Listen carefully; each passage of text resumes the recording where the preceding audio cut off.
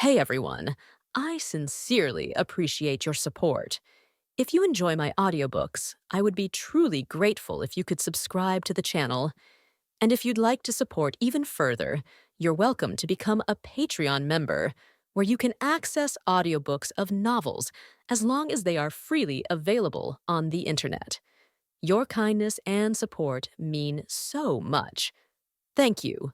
Daniel hummed a tune as he returned to his hotel room after finishing breakfast and completing his morning routine. The thought of leaving behind the perilous life in the Empire lifted his spirits in more ways than one. Not only will I no longer have to deal with Lucy trying to kill me, but I also won't have to worry about being executed as a war criminal. On top of that, the danger of dying to a stray bullet on the battlefield would also disappear. 3 birds with 1 stone. Wearing a soft smile, Daniel opened the refrigerator in the kitchenette and took out Roquefort cheese and ice. A strong, distinct aroma wafted from the Roquefort, also known as blue cheese. Nice. It's aged perfectly. The cheese had been a gift from the citizens of Nordia, who pooled their money to buy it for him before his departure. Since it was a luxury item with a hefty price tag, he'd been saving it. But now that he was about to leave the Empire, there was no need to hold back any longer. Placing the cheese on the table, Daniel then took a bottle of standard issue whiskey and a glass from the shelf. He set the glass on the table, added a few ice cubes, and poured a modest amount of whiskey. The amber color of the whiskey, reminiscent of a sunset, filled half the glass. While it felt slightly wasteful to pair such expensive cheese with standard issue whiskey, it was still a luxury by battlefield standards, so he couldn't complain.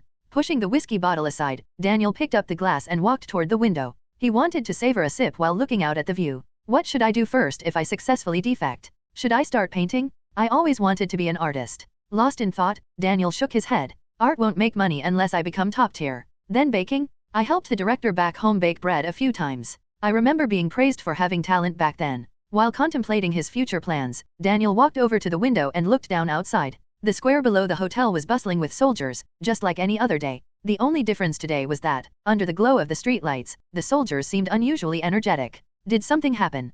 Curious, he kept watching as what appeared to be lower-ranking soldiers began running around, delivering messages.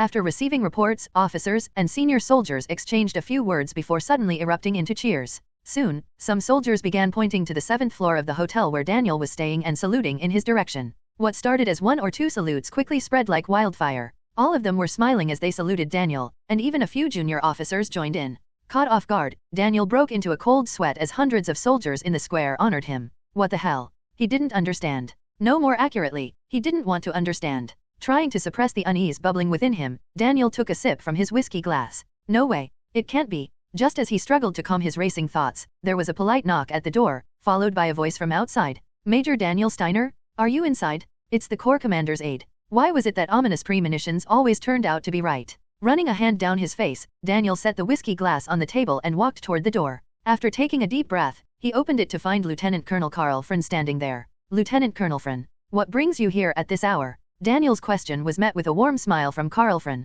I came to deliver good news. The kingdom has accepted your proposal. My proposal. They agreed to all of the Empire's original terms, and on top of that, they've offered to cede Biggenheim along with Nordia. It's an incredible victory. Carl Friend burst into hearty laughter, but Daniel was nothing short of confused. Why? In the game, the kingdom had rejected negotiations 3 times and fought to the bitter end. So why were they suddenly raising the white flag like frightened dogs? Even after I handed over second-class classified information to give them an advantage, they surrendered. As his mind raced to make sense of the situation, Daniel clenched his fist without realizing it. Could it be a gap in intelligence? If the kingdom's military had failed to accurately assess the Imperial Army's strength and resources, the classified information he provided might have come across as a veiled threat. But for such a discrepancy to occur, it would mean the kingdom's intelligence network had been deliberately sabotaged and fed false information. And the Empire had done no such thing. Although they had intercepted the kingdom's communications, they hadn't spread false reports. The Empire's goal was to pressure the kingdom into accepting a ceasefire, not to provoke them into rejecting negotiations.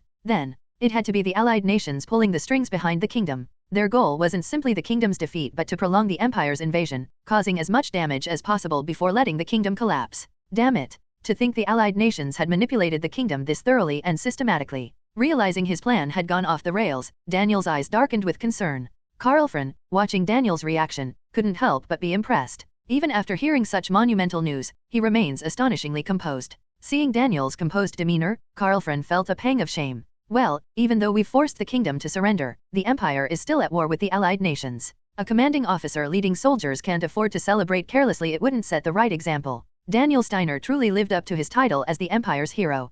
Clearing his throat, Karlfrin adopted a more serious tone and spoke. Well done, Major Daniel Steiner. Now that the mission is complete, I'll arrange for your return to the capital. Thank you, sir. No, it's we who owe you our gratitude. Oh, and one more thing, the Emperor himself has requested an audience with you. Daniel looked at Karlfrin in shock. His Majesty wants to see me. That's right. Thanks to you, what could have turned into a drawn-out war with the kingdom ended in its early stages. His Majesty must be very pleased.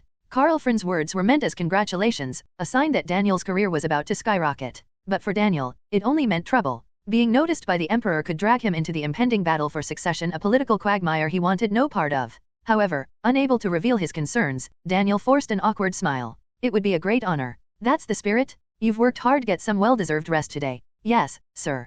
Thank you.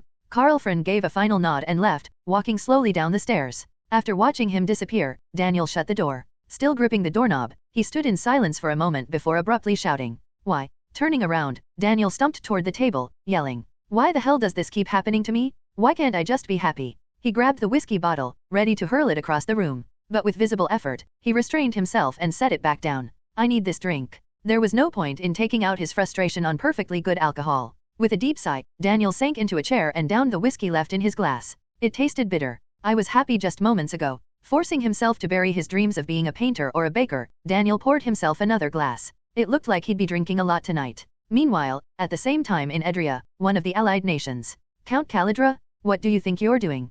Count Calidra strode into the palace audience chamber with his private guards in tow. He was even openly carrying a pistol at his waist, in blatant violation of the law prohibiting weapons in the chamber. Yet Calidra approached the throne without so much as a flicker of hesitation. The dull thud of his cane striking the floor echoed with each step.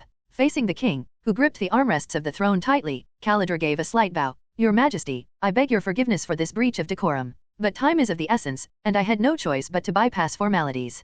Calidra, do you realize what you're saying in front of His Majesty? One of the ministers present pointed an accusatory finger at Calidra and raised his voice.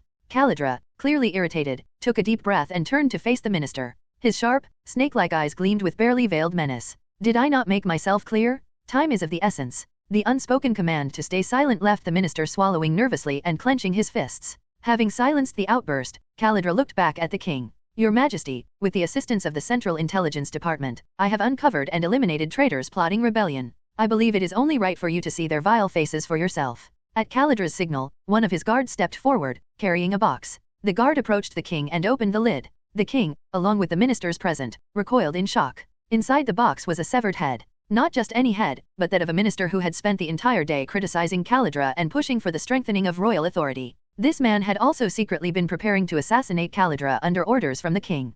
Placing his hand over his chest in mock mourning, Calidra glanced at the severed head. What a pitiful fool. This man was conspiring against you, Your Majesty. He was secretly training soldiers behind your back. Everyone in the chamber knew that Calidra was lying. No one dared to question Calidra's words. Savoring the heavy silence for a moment, Calidra turned back to the king. Then, dropping his smile, he scowled fiercely. If anyone dares to commit such disgraceful acts again. Calidra slammed his cane against the floor with a thunderous crack. While the room trembled under a wave of fear, Calidra's voice dropped to an ominous whisper. They will meet the same fate. Isn't that right, Your Majesty? The king, chilled to the bone by Calidra's words, slowly nodded. Seeing this, Calidra stepped back and bowed. His free hand extended gracefully to the side in accordance with royal court etiquette. Yet his eyes remained cold and sharp, fixed menacingly on the king. Finishing his bow, Calidra turned on his heel and strode out without waiting for the king's permission. Mud from his boots stained the pristine floor of the audience chamber with each step he took. Leaving the hall behind, Calidra exited the palace. A large group of soldiers trailed him as the deputy director of the Central Intelligence Department, who had been waiting at the entrance, approached. Calidra's sharp gaze fell on the man, who bowed deeply before speaking. Your Excellency, according to our latest intelligence, the Kingdom of Eldresia has accepted the Empire's terms. For the first time, cracks appeared in Calidra's otherwise icy demeanor. Why? The deputy hesitated briefly before replying. It seems the kingdom's foreign minister changed his mind after meeting with Major Daniel Steiner. We don't have detailed information about what was discussed, but, after gauging Calidra's reaction, the deputy carefully continued. The foreign minister reportedly stated that Major Daniel Steiner instructed him to inform the allied nations that Eldresia has surrendered. Calidra's grip tightened around the handle of his cane. Arrogant bastard. But it was an arrogance backed by ability. Somehow, Daniel reminded Calidra of his younger self. Daniel Steiner. Was he an even greater force than I had anticipated? Lost in thought, Calidra began walking again. Tell Lucy to accelerate the operation. That man is sharp and meticulous. If she fails to build trust quickly, even Lucy could risk exposure. The deputy responded with a quick bow and stepped back. Calidra then climbed into the back seat of the waiting sedan and let out a quiet breath. Taking out a handkerchief, he wiped the blood splattered on his cheek and muttered under his breath, "Daniel Steiner. Perhaps, just perhaps, that man might prove to be an even more troublesome adversary than the Emperor himself." At dawn, Daniel began preparing to return to the capital. Although he had drunk quite a bit the night before, it hadn't been enough to leave any noticeable effects the next day. The only real difference was the slightly darker circles under his eyes. Thanks to Lieutenant Colonel Carlfrin's consideration, Daniel's headquarters company was able to ride in well-maintained military vehicles. Departing from the Corps headquarters, Daniel finally arrived at the capital after about 10 days of travel. As soon as Daniel's military jeep entered the city, citizens erupted into cheers and showered the streets with flower petals they had prepared in advance. News of Daniel's successful negotiations with the kingdom had already spread widely throughout the capital. Annoyed by the attention, Daniel used fatigue as an excuse to avoid reacting. Of course, the citizens' enthusiasm didn't fade just because Daniel didn't respond. Even at the entrance of the General Staff headquarters, crowds were waiting with banners full of praise, waving them so much that Daniel felt dizzy. However, once inside the restricted area of the headquarters where civilians weren't allowed, he was finally able to relax. "Wait, look over there. Isn't that Her Highness the Princess?" At least, that was the case until Freen spoke. Opening his eyes and looking out the window, Daniel let out a low sigh. Just as Freen had said, Princess Sylvia was standing in front of the headquarters main gate, accompanied by Colonel Hartman, the chief of her royal guard. "I can already guess why she's here.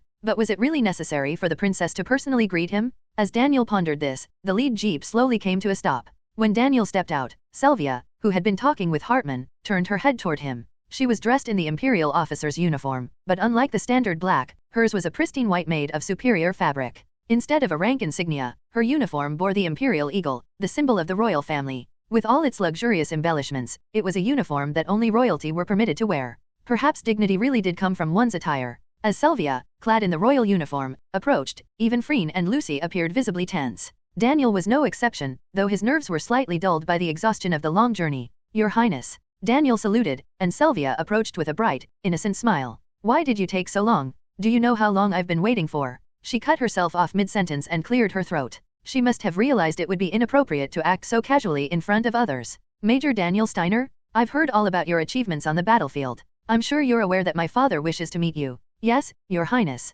I've been informed." "Good. Then let's not waste time. His Majesty is waiting for you at the palace. It's not far, we'll get there quickly." Now, Daniel was caught off guard and hesitated briefly before speaking. "Your Highness, right this moment." Sylvia let out a quiet breath, her expression softening with an apology. I know this is improper, but my father's condition is critical. He only has a few days each month when his mind is clear. He wants to meet you while he's still lucid." Daniel was aware that the Emperor's health had been deteriorating. "I didn't think it was so bad that he could barely stay coherent." Seeing no other option, Daniel nodded. "Understood. I'll accompany you, Your Highness." "Thank you. Oh, and there's something important I need to talk to you about as well, but we can discuss that on the way. Follow me." Sylvia turned and walked toward a limousine parked near the headquarters. A chauffeur in a formal suit stood by the open door, bowing deeply. It was overwhelming, but Daniel couldn't refuse the princess's request. Following her, Daniel climbed into the limousine. Once the chauffeur closed the door, he entered the driver's seat and gently pressed the accelerator. Watching the limousine slowly leave the headquarters, Freen crossed her arms and sighed.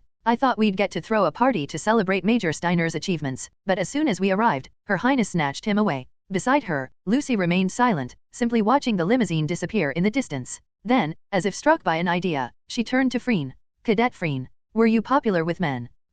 Well, I suppose so. I did receive a few confessions. I never dated anyone, though." "Why do you think you were popular?" Freen tilted her head thoughtfully before shrugging. "Maybe I looked fragile? Back when I lived at the church, I was pretty timid. They probably wanted to protect me. Or maybe," she smirked, "maybe they thought they'd get a chance if they were nice to me. Men are wolves, after all. You know, if a woman pretends to be drunk, men supposedly can't resist showing their true instincts, right?" "What? Huh? Are you even listening? Drunk women are defenseless. It's the easiest time for men to act on their instincts." "Wait. Why is she asking me this?" Freen furrowed her brow as she looked at Lucy. "Second Lieutenant Lucy, you're not planning to do something to Major Steiner, are you?" Lucy flinched. For a moment, she thought her mission had been exposed. Avoiding Freen's gaze, she mumbled quietly, "No." Watching Lucy's awkward response, Freen thought to herself, "This woman is absolutely terrible at lying." Freen didn't know what Lucy was hiding, but one thing was clear: there was no way she was a professional spy. News of the ceasefire negotiations led by Daniel Steiner naturally reached Nordia as well.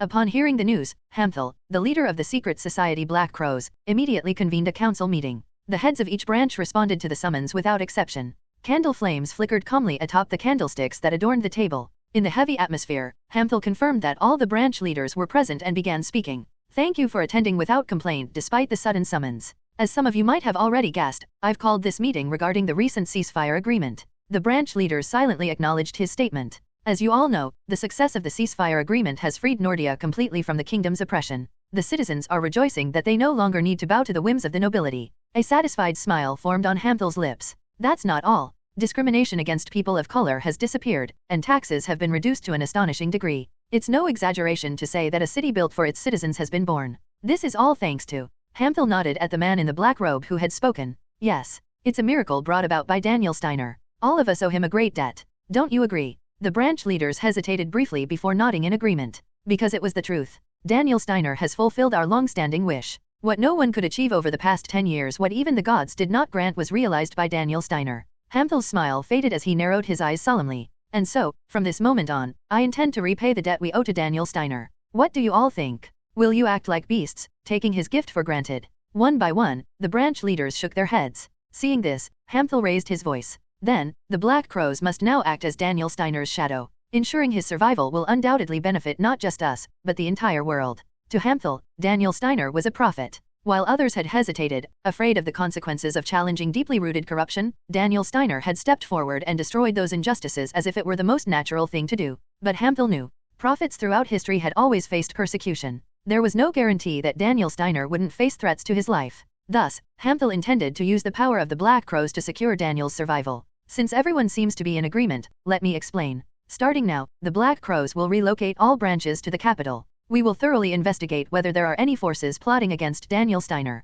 And what if we find hostile forces during the process? We'll suppress them, even if it requires force. Although the command might have seemed extreme, the branch leaders simply nodded in understanding. Some of them even smiled. After all, for the past 10 years, the branch leaders had frequently fought the private armies of nobles. Using force was hardly unusual for them. However, not everyone agreed with Hamthal's orders. The man in the black robe, deep in thought, finally spoke up. But is it even possible to relocate the branches to the capital? We're still citizens of the kingdom. He trailed off mid-sentence. A sudden realization struck him. I see. Since the kingdom has ceded Nordia, we're now citizens of the empire. They'll likely accept any applications for nationality changes. With the risk eliminated, there was no longer a reason to reject Hamthal's proposal. Hamthal nodded at the man and then looked around at the other branch leaders. Now that the discussion is over, let's proceed to the vote. Raise your glasses if you agree with the motion. At Hamthal's words, the branch leaders immediately raised their glasses of wine. The man in the black robe also raised his glass, and the branch leaders spoke the purpose for which the Black Crows had been founded.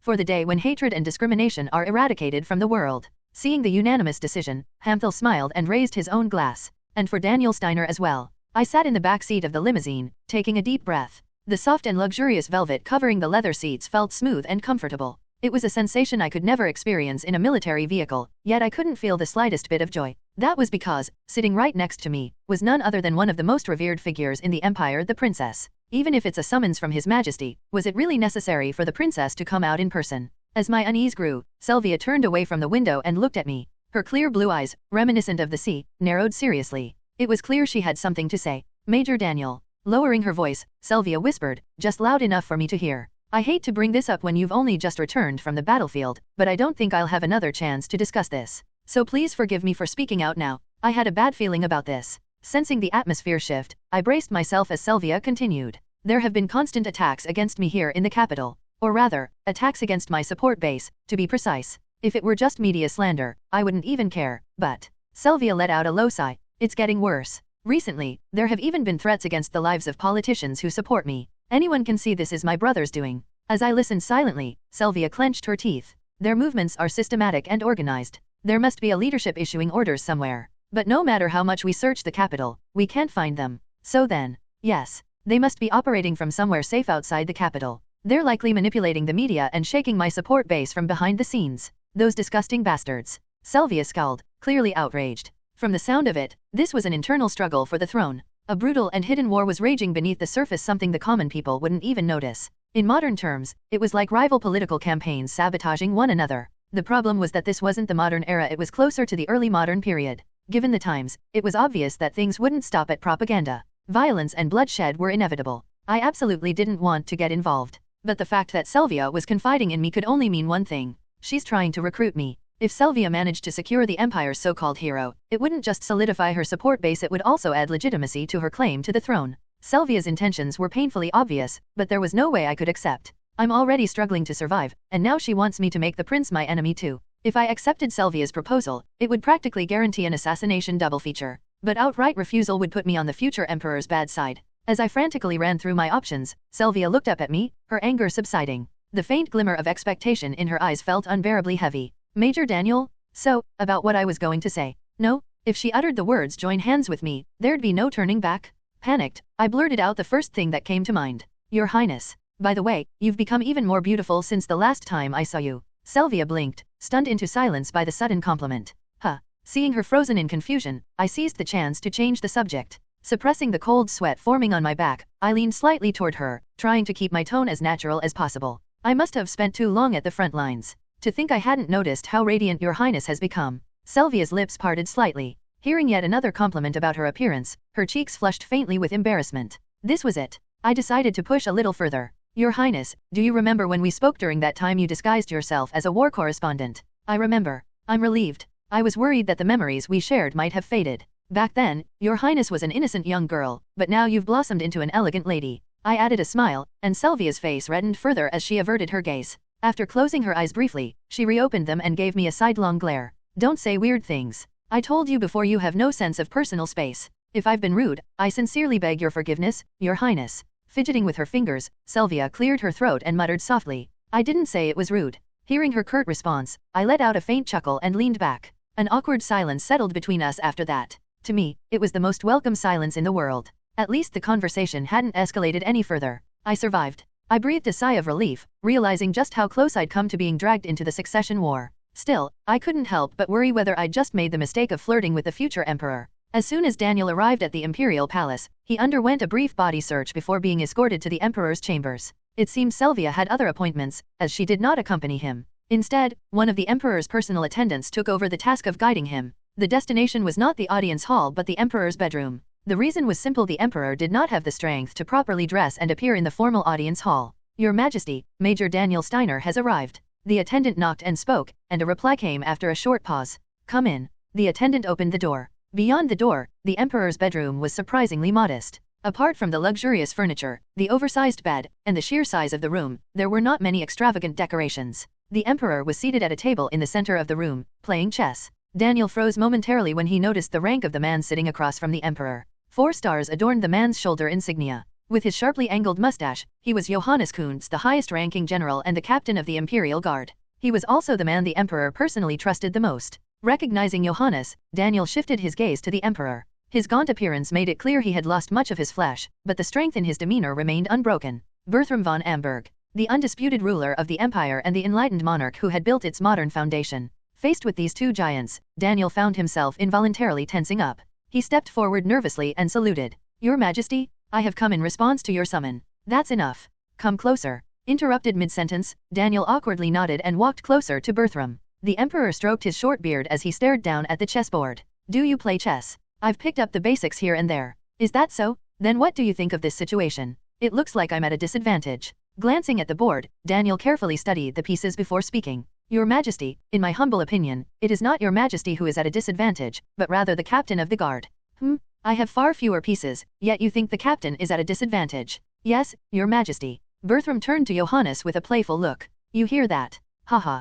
Perhaps he's right. Johannes laughed it off, while Bertram turned back to Daniel. Very well, Major Daniel. Explain to me why I'm in the lead. Yes, your Majesty. First, let's have your Majesty's rook capture the pawn on the left. That would put the captain's king in check. Since your Majesty's queen is positioned diagonally, the king would be forced to move to g8. Go on. At this point, the rook can return, delivering another check. If the king captures the rook, your Majesty's queen will immediately attack. The king will then have no choice but to retreat to h8. Repeating this process, Johannes raised both hands in surrender, looking exasperated. Well, it seems I've lost. It's only a matter of time before all my pieces are devoured. Your Majesty is victorious. Strictly speaking, the victory belongs to Major Daniel. That was an excellent strategy, truly impressive. I agree. You could have had a brilliant career as a chess player. Johannes shrugged and stood up from his seat. Seeing this, Daniel stepped back and knelt on one knee. He knew the game of chess had merely been an icebreaker, and now it was time to get to the real topic. As Johannes began clearing the chess pieces from the board, Bertram turned and looked down at Daniel. Major Daniel, I heard you not only captured Nordia but also successfully concluded the armistice negotiations with the kingdom. On behalf of the Empire, I extend my gratitude. It is an honor, Your Majesty. It is too soon to feel honored. I still have something to give you, Johannes. At Bertram's words, Johannes, who had just finished clearing the chessboard, picked up a box that had been placed beside the table. When the box was opened, a medal was revealed. It was the Golden Cross Medal, the Empire's highest first-class diplomatic award. Given the undeniable merit of his achievements, Daniel had no grounds to refuse it. Stand up. Following Johannes's words, Daniel rose from his kneeling position. Johannes patted Daniel's shoulder once before pinning the medal onto his chest. As far as I know, the Golden Cross Medal has never been awarded to someone as young as you. That just shows how significant your accomplishments have been. Offering his compliments, Johannes patted Daniel's shoulder again before stepping back. As Johannes moved away, Daniel knelt down once more, mindful of the Emperor's presence. I'm sure you've already received plenty of praise for your achievements, so I won't repeat what others have said. Instead, let me ask you about something far more important. An important matter, Your Majesty. In your opinion, who do you believe is more suited to become Emperor, my daughter or my son? Personally, I'm not confident in either of them. Cold sweat trickled down Daniel's back. He had just managed to evade Selvia, only to find himself now cornered by the Emperor himself. Thinking quickly, Daniel bowed his head and responded. I cannot dare express an opinion on this matter, Your Majesty. What? Are you refusing to answer my question? Bertram's voice sharpened, and Daniel hurriedly raised his voice. Your Majesty, that is not my intention. I am a soldier of the Empire, and it is clearly stated in imperial law that soldiers must maintain political neutrality. Were I to give an opinion, it would mean disregarding not only Your Majesty's authority but also the sacred laws of the Empire. Daniel bowed even lower. Thus, if Your Majesty insists on hearing my answer, it would be proper to first release me from my military position. Only then could I answer freely, according to my beliefs. Hearing this, the corners of Bertram's lips curved upward slightly. What a cunning man. By invoking imperial law as his reason for refusal, Daniel had effectively cornered the Emperor. Even as the sovereign ruler, Bertram could not command Daniel to violate the law without undermining the Empire's very foundation. Moreover, dismissing Daniel from the military for the sake of an answer would only appear absurd. Trapped by Daniel's logic, Bertram let out a low chuckle. I think I've figured out what kind of man you are. You must be tired. Go ahead and leave. Yes, Your Majesty. Although the Emperor's tone made him uneasy, Daniel couldn't disobey. After saluting, Daniel turned and left the room. Watching him go, Bertram's smile lingered as he spoke. Did you see that? The man's true nature. To some extent, yes, Johannes replied. When Bertram first asked Daniel about the chessboard, Daniel had appeared briefly flustered but had quickly offered his honest assessment. Most people, even if they knew the right answer, would have pretended ignorance rather than risk offending Your Majesty in your weakened state. Exactly. People normally hesitate and play it safe. But Daniel didn't. He confidently spoke his mind, which is an admirable trait for a soldier. Yet, when it came to the question about the prince and princess, he refused to answer. Nodding, Bertram laughed, finding the situation amusing. He only bows his head to those he respects. While I may be the Emperor, my children are not. I'm certain that man is carefully weighing his options, deciding who he should lend his strength to. Taking a sip of water, Bertram continued. To me, that man is a wolf. He only follows the strong. But wolves are quick to sink their teeth into a leader they perceive as weak. Johannes swallowed nervously. Are you suggesting? Yes. He's capable but dangerously unpredictable, like a double-edged sword. I don't know which of my children will end up holding that sword, but the moment they show weakness, they'll be torn apart. To Bertram, the sharp look in Daniel's eyes resembled that of his own grandfather, who had seized the throne through bloodshed. Setting the cup down, Bertram turned to Johannes. Make sure my children are protected from that wolf's fangs. Do not let this empire fall into his hands. Johannes nodded and stared at the door through which Daniel had left. A wolf that could devour the empire. He wanted to dismiss the Emperor's concerns as mere paranoia, but when he recalled Daniel's piercing gaze, a chill ran down his spine. Without realizing it, Johannes gripped the hilt of his sword tightly. He could only hope the Emperor's fears would turn out to be nothing more than needless worry. The next day, Daniel reported to the General Staff headquarters and entered the operations room to deliver his briefing to Ernst, the Chief of Staff. After completing the formal report, Ernst smiled in satisfaction and informed Daniel that from now on, he could carry out his duties in a private office. The reasoning was that someone as talented as Daniel didn't need to spend time mingling with the other staff in the operations room. Daniel firmly refused, but Ernst, as if the matter had already been decided from above, added the word order to his statement and remained unyielding. As a result, even though the day had already stretched into the afternoon, Daniel found himself working in his private office. Not far away, Lucy was also reviewing documents and added detail to his surroundings. Watching Lucy as she sat at the desk, completely focused on her work, Daniel leaned back in his chair, feeling the fatigue creep in. So, I've returned to the capital. Unfortunately, this wasn't the situation Daniel had hoped for. Because he had returned from the battlefield with an overwhelming number of military achievements, the likelihood of being dragged into the succession struggle between the prince and the princess had skyrocketed. For now, he had managed to temporarily stave off involvement, but there was no telling when their claws would reach this far. And to make matters worse, even His Majesty doesn't seem to trust me. From Daniel's perspective, the Emperor's attitude yesterday had felt as though he were testing his intentions. He wasn't sure what conclusions the Emperor had drawn from that interaction, but he doubted they were favorable. Even the people in the general staff seemed to be avoiding me. When Daniel entered the operations room earlier that day to give his report, the awkward silence had left him feeling uneasy. He had expected to be welcomed back with warm greetings, but the staff instead seemed subdued, stealing nervous glances at him. A few staff members approached and offered greetings, but even those felt stiff and unnatural. Major Daniel, it's truly a relief to see you return safely. Please don't hesitate to let us know if you need anything. The Golden Cross Medal. I heard His Majesty awarded it to you personally. The vague sense of fear in their voices and expressions still lingered in his mind. So the rumors have spread that I ruthlessly threatened the foreign minister of the enemy nation to force a negotiation. It was an obvious misunderstanding, yet his position left him unable to refute it. In trying to untangle one knot, he had only managed to tie several more in its place. Letting out a quiet sigh, Daniel looked toward Lucy, clinging to her like a drowning man grasping at straws. Lieutenant, do I seem scary to you? Lucy looked up, blinking a few times before answering. I'm not sure I understand the intent of your question, but in my view, Major, you are not a frightening person. Can't you be at least a little scared of me? Suppressing his inner thoughts, Daniel simply nodded vaguely and pretended to focus on his work. Seeing this, Lucy also turned back to her documents and resumed reviewing them. Still glancing at Lucy, Daniel flipped through a few papers before setting them down again. Today, it was impossible for him to concentrate on work. I suppose I should stop by the officers' club after work. At Daniel's muttered comment, Lucy's ears perked up. The officers' club. As far as Lucy knew, the officers' club at the Imperial General Staff headquarters was more of a social gathering place in the style of a bar that served drinks and cocktails. Sensing an opportunity, Lucy glanced at Daniel and slowly began formulating a plan. After work, Daniel headed straight to the officers' club without a moment's hesitation. Lucy, who witnessed this, lingered around the vicinity for about an hour before entering the club herself. The 1-hour delay was a deliberate move to create the impression that their encounter was purely coincidental. All right, let's begin. Lucy stepped into the officers' club and scanned the surroundings. The soft glow of elegant lighting illuminated the interior, complemented by wooden panels and velvet sofas, giving the space a classic and refined atmosphere. The sight of junior and senior officers mingling and sharing drinks made it clear why the place was considered a hub for social gatherings. Now, where is Daniel Steiner? Lucy's eyes moved around as she searched for her target, eventually spotting Daniel sitting alone at the bar table. After steadying herself with a deep breath to calm her nerves, Lucy approached and took the seat next to him. Major? So this is where you were. She spoke naturally, but no response came from Daniel. When she glanced over at him, he was gripping the glass on the table with one hand while resting his forehead in the other, eyes closed. He appeared to be lost in thought. Lucy wasn't sure what he was thinking about, but she instinctively felt that interrupting him might not be the best idea. Instead, she looked up at the bartender. Excuse me. Oh, miss, what can I get for you? Caught off guard by the bartender's friendly tone, Lucy hesitated for a moment before responding. I'll have the same thing as Major Daniel.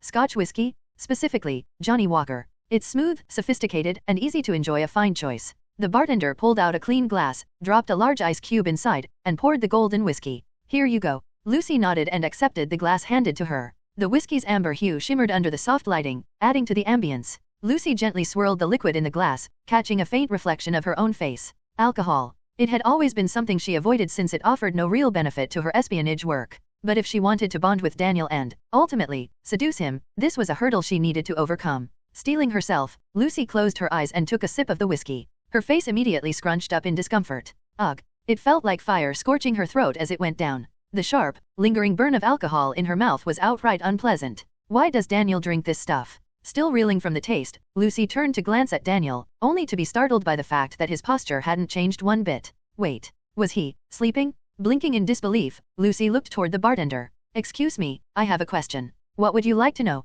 Has the major been drinking a lot? Following Lucy's question, the bartender glanced at Daniel and smirked, shrugging his shoulders. Oh, yes. Seems like he had a rough day. He downed 7 glasses in a row, kept mumbling something philosophical, something about life being an endless chain of suffering, and then closed his eyes. He's been like this ever since. Lucy couldn't believe what she was hearing. She had planned to pretend to be drunk and use that as a pretext to seduce Daniel, but instead, she found herself dealing with a man who was already completely passed out. Letting out a low sigh, Lucy stood up and bowed slightly to the bartender. I apologize on the major's behalf for any inconvenience he may have caused. Huh? Oh, no need for that. Honestly, Major Daniel is one of the most polite drunk customers I've ever had. I wouldn't mind if more patrons were like him. Thank you for saying that. As for Major Daniel, looking down at Daniel, Lucy spoke as if she had resigned herself to her fate. I'll escort him back to his quarters. Reluctantly, Lucy found herself unexpectedly tasked with keeping an eye on her drunken boss. After arriving at the quarters, Lucy unlocked the door, stepped inside, and laid Daniel down on the bed.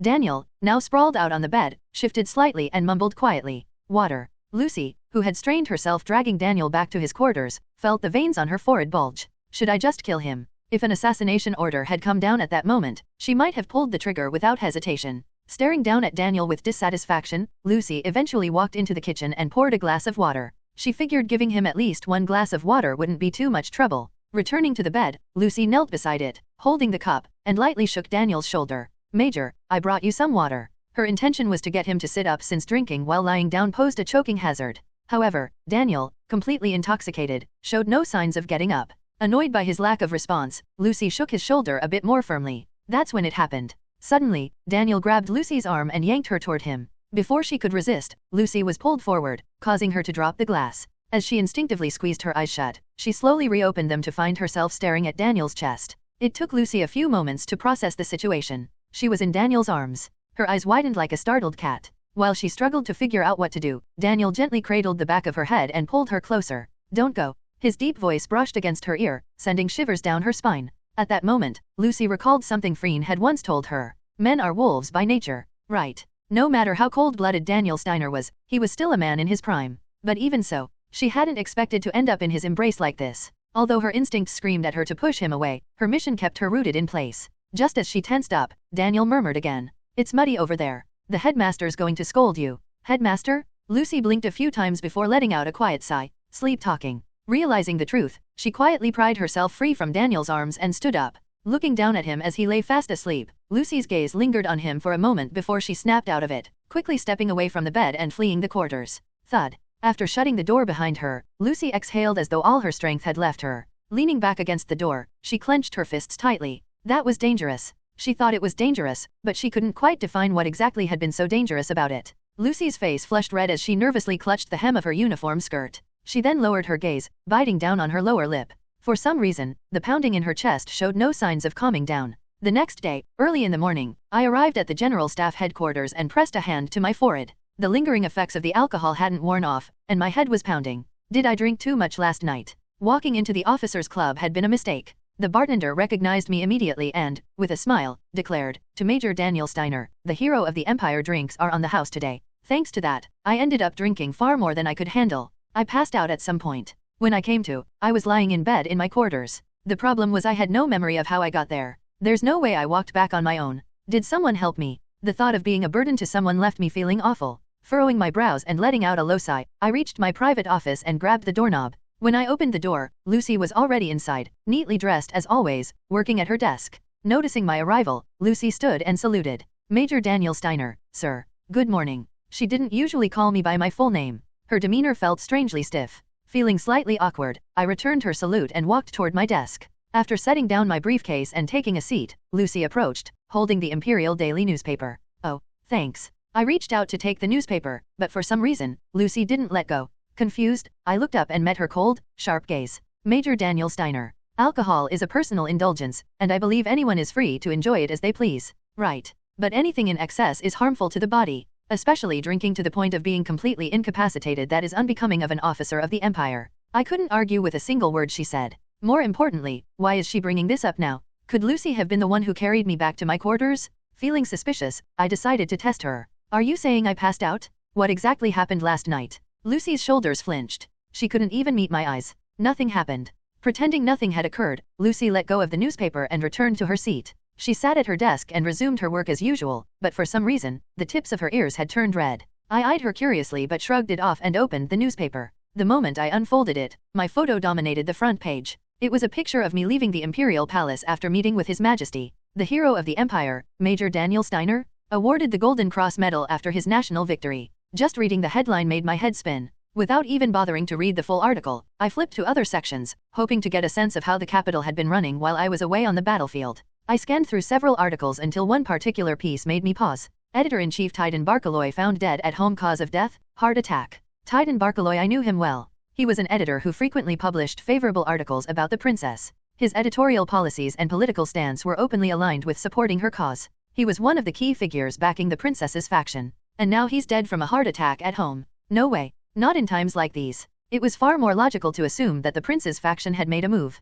Which means, the succession battle was beginning to surface. The princess wasn't a fool either, so she would undoubtedly retaliate. Blood would soon start spilling beneath the surface, and as long as I remained in the capital, there was no way I could avoid getting caught up in it. Letting out a deep sigh, I tapped my fingers against the desk and folded the newspaper. How could I protect myself from the coming storm? After a brief moment of consideration, I came to a conclusion. I'll run away. If staying in the capital meant I couldn't avoid the chaos, then leaving the capital was the obvious solution. Luckily, thanks to my rapid promotions, I had accrued enough leave to make this plan feasible. The Empire's maximum reward leave is 30 days. If I took my leave now and returned after the dust settled, the hierarchy would already be sorted out. Moreover, taking leave would send a clear message: I have no interest in your petty succession battle. It was a win-win situation. Of course, leaving unannounced would likely force Lucy to work overtime and shoulder the bulk of the workload. But there was no helping that. It'd be strange to care about the hardships of a spy who's probably plotting to kill me anyway. Resolving myself, I stood up and walked toward the door. Just before stepping out, a mischievous thought crossed my mind, and I glanced back at Lucy.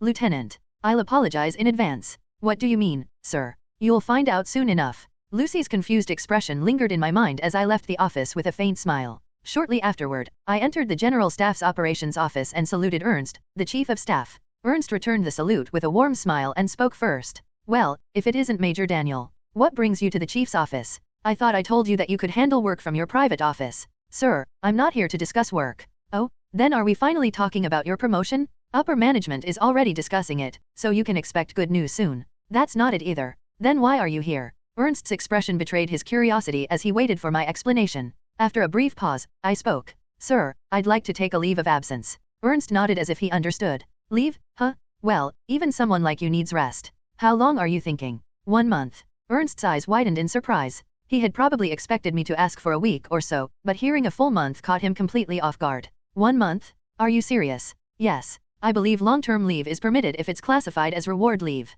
You're not wrong about that. It's just... fine. I suppose I can't argue with you about this. I'll notify upper management. I had briefly worried that he might refuse, but fortunately, he didn't. As I let out a sigh of relief, Ernst looked at me with a slightly puzzled expression. Planning a trip somewhere specific? That's quite a long break you're taking. Somewhere specific? I didn't have a fixed destination, but there was one place I wanted to visit. I'm heading back to my hometown, the village of Fiamari, located in the barony of Beitarjan in the Empire's south. It was the place where I was born and the home of my mentor, the monastery headmaster. Barony of Beitarjan, Southern Empire. Headquarters of the secret organization Dawn's Light under the prince's faction. Clack clack clack. In the dimly lit underground chamber, the mechanical, repetitive clicks of a telex machine echoed. This was one of the methods Dawn's Light used to relay orders to the scattered cells of armed operatives planted throughout the capital. Overseeing them all was Morton Blackmore, known as the organization's chief strategist. His sunken eyes scrutinized the agents, watching them like a hawk. If even one of them were found colluding with supporters of the princess, the organization could collapse from within. It was unlikely, but in these tense times, doubting others wasn't necessarily a bad thing. Morton clenched his fist as he swept his gaze over the agents. No matter what, the prince must take the throne. Having thrown his lot in with the prince's faction, Morton had no other options. If the princess ascended instead, not only Morton but the entire organization would face purges. The assassination of editor-in-chief Titan Barkaloy, who had vocally supported the princess, had been carried out for exactly that reason. We can't allow the princess to gain favorable public opinion. Public opinion reflected the will of the citizens, and that will inevitably reached the emperor, who would make the final decision on succession. The current emperor was considered a progressive ruler, one who had implemented a series of bold reforms. As someone deeply concerned about the welfare of the people, it was certain he wouldn't ignore public sentiment when choosing his successor. Thus, Morton devoted himself to controlling the narrative, manipulating the masses while silencing opposing voices. It was the only way to secure the throne for the prince, even if he was unfit to rule. So far, everything has gone smoothly. But the princess wasn't an idiot. She would inevitably counterattack. While Morton was contemplating what cards the princess might play, one of the agents suddenly jumped up from his seat, visibly alarmed. Morton frowned, finding the reaction suspicious. What's the matter? The agent reread the incoming message before nervously turning to Morton. Sir, it's Major Daniel Steiner. He's filed for leave an entire month of it. He's allowed to take leave. Why does that matter? The issue is the location he's heading to. The agent swallowed hard, his voice trembling as he delivered the punchline. He's coming here to the barony of Beitarjan. For a moment, the sound of typewriters ceased entirely. Morton's breath caught, and his pupils quivered. Could he have sided with the princess and be coming to wipe us out? The oppressive silence weighed heavily over the headquarters, the name Daniel Steiner carrying with it a palpable sense of dread. After what felt like an eternity, Morton finally forced himself to speak. Beitargen is Steiner's hometown. He could very well be visiting simply to take a break. And even if that's not the case, there's no way he's aware of our exact location. If he knew, he wouldn't have filed for a full month of leave. Surveying the agents, Morton feigned calmness and issued orders. From now on, we monitor Daniel Steiner's every move. If he's here for us, we need to be prepared to act immediately. Understood? Yes, sir. The agents responded with vigor and resumed typing commands into the machines. Morton had successfully restored order among his men, but his own trembling hands refused to settle. Who was Daniel Steiner? A cold, calculating man, one who had earned the title of Devil's Spawn from the enemy nation's foreign minister. Could someone like that really be visiting his hometown just to relax? It was absurd. It was far more plausible that Daniel had already uncovered their base of operations in Beitargen. If Daniel Steiner truly is targeting us, they might be annihilated before they even had the chance to fight back. Suppressing the unshakable fear gnawing at him, Morton clenched his fists tightly. God, please, grant us the strength to stand against this devil. About 10 days later, Daniel's leave request was officially approved by the higher UPS. Considering the ongoing war and the complicated procedures involved in processing leave, the approval had come through relatively quickly. With the official papers in hand, Daniel boarded the first-class carriage of the luxury train known as the Royal Express. Normally, even officers wouldn't be given first-class tickets on such a prestigious train. However, the general staff had made an exception for Daniel in recognition of his numerous military achievements. Let's see, which compartment am I in? Walking down a corridor lined with red carpeting, Daniel stopped in front of a door marked CA8. After confirming that it matched the room number printed on his ticket, he opened the door. Sunlight poured in through the large windows, illuminating the outside scenery. Impressed, Daniel stepped inside and immediately noticed the plush beds arranged on either side of the compartment. In the center, a luxurious table with matching chairs was set, and atop the table rested an assortment of expensive refreshments, befitting the train's reputation. Placing his luggage against the wall, Daniel approached the table, pulled out a chair, and took a seat. Setting his uniform cap down on the table, he felt the train jolt softly as it began to move. Straightening his uniform one last time, Daniel leaned back against the chair and gazed out the window, taking in the ever-changing landscape. Although the scenery shifted with the train's movement, the brilliance of the leaves and the fields remained constant. It was an endless stretch of idyllic, peaceful beauty. A faint smile appeared on Daniel's lips. Yeah, this is what I wanted. A peaceful life, free from worries or complications. Enough money to live comfortably without excess. And just enough power to avoid being disregarded by others. Hadn't that been the reason he'd enrolled in the Imperial Military Academy in the first place? But, ever since he began regaining memories of his past life, his plans had spiraled out of control. If someone were to summarize Daniel's life now, it would be like this. An unstable existence, constantly worrying about assassination attempts and trying to survive on the battlefield. More money than he could reasonably handle, thanks to the countless rewards he had received for his victories. And not just enough power to avoid being ignored, but enough to inspire fear in others. It was a far cry from the quiet and steady life Daniel had originally aimed for. Despite his frustrations, today he allowed himself to laugh it off. Because I'm on leave. For the next month, he wouldn't have to deal with his adjutant and allied spy and their suffocating work routine. He also wouldn't have to worry about being dragged into the imperial succession struggle between the princess and the prince.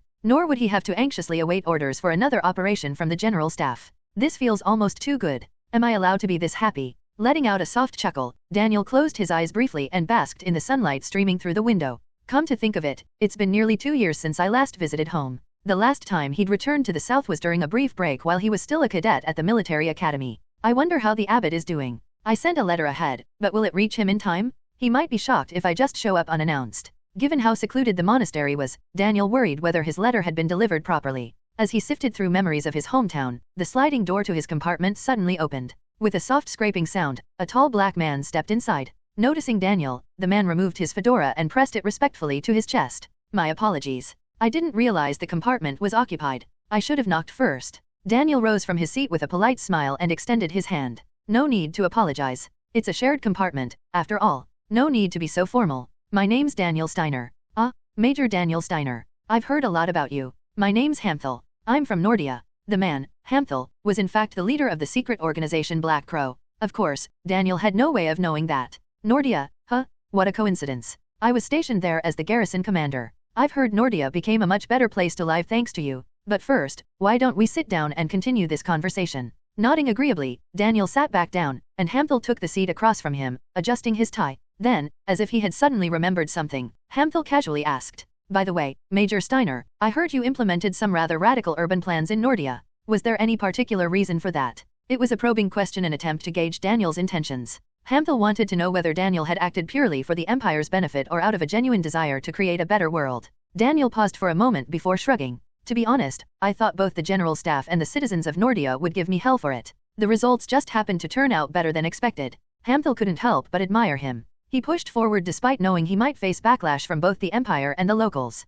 That kind of determination was no different from that of a true visionary. By any chance, was your support for Black and other minority groups also intentional? Support? It's just common sense. Racial discrimination? That's nothing but ridiculous arrogance. All I did was tell some lunatics not to act like lunatics. The sincerity in Daniel's voice left no room for doubt. Seeing this, Hamthal abandoned the last remnants of suspicion he had been harboring. Daniel Steiner truly is someone worthy of our allegiance. Rising from his seat, Hamthal excused himself. Sorry to interrupt, but I need to step out for a moment. When Daniel nodded, Hamthal put his fedora back on and exited into the corridor. After walking a short distance, he pulled out a radio and pressed the transmit button. Report any suspicious activity in your sectors. Replies came back almost immediately. Dining car clear. Continuing observation. Lounge car no issues. All connection points secure. Members of Black Crow had infiltrated the entire Royal Express. After all, this was the perfect time for an attack on Daniel Steiner traveling alone, without his troops, while on leave. To prevent this, Hamthal had brought along numerous agents to protect Daniel in secret.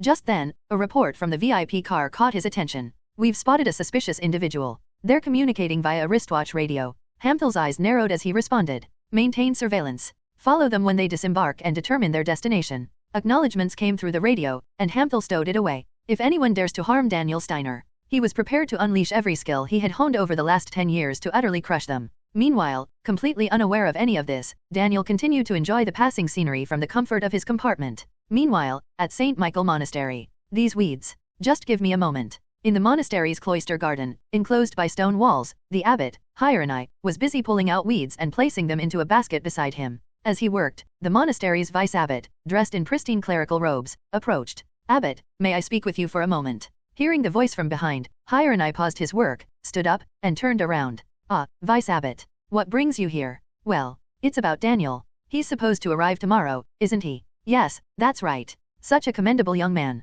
He sent a letter letting us know he'd be visiting during his leave. But why do you look so concerned? Aren't you happy to see him? The vice-abbot quickly shook his head. It's not that. It's just, I've been hearing some curious rumors. Rumors? What kind of rumors? Surely you've heard of Major Daniel Steiner. Of course, the Empire's hero. What about him? Well, I can't help but wonder. Could our Daniel and Major Steiner be the same person? The monastery strictly prohibited the introduction of external items. Even newspapers and simple magazines were not allowed within its walls. As a place devoted to serving God, the monastery upheld strict rules to avoid worldly influences. Yet, even in such a secluded environment, the name Major Daniel Steiner had become well known. Wealthy donors and politicians who visited the orphanage operated by the monastery often shared stories about the outside world. Because of this, some, like the vice-abbot, began to speculate whether their Daniel could be the famed Major Steiner. Hieronymus, however, found the idea amusing. How many times do I have to tell you it's just a coincidence? Have you already forgotten what our Daniel was like? Of course not. Daniel was certainly a kind and gentle boy. Yes, exactly.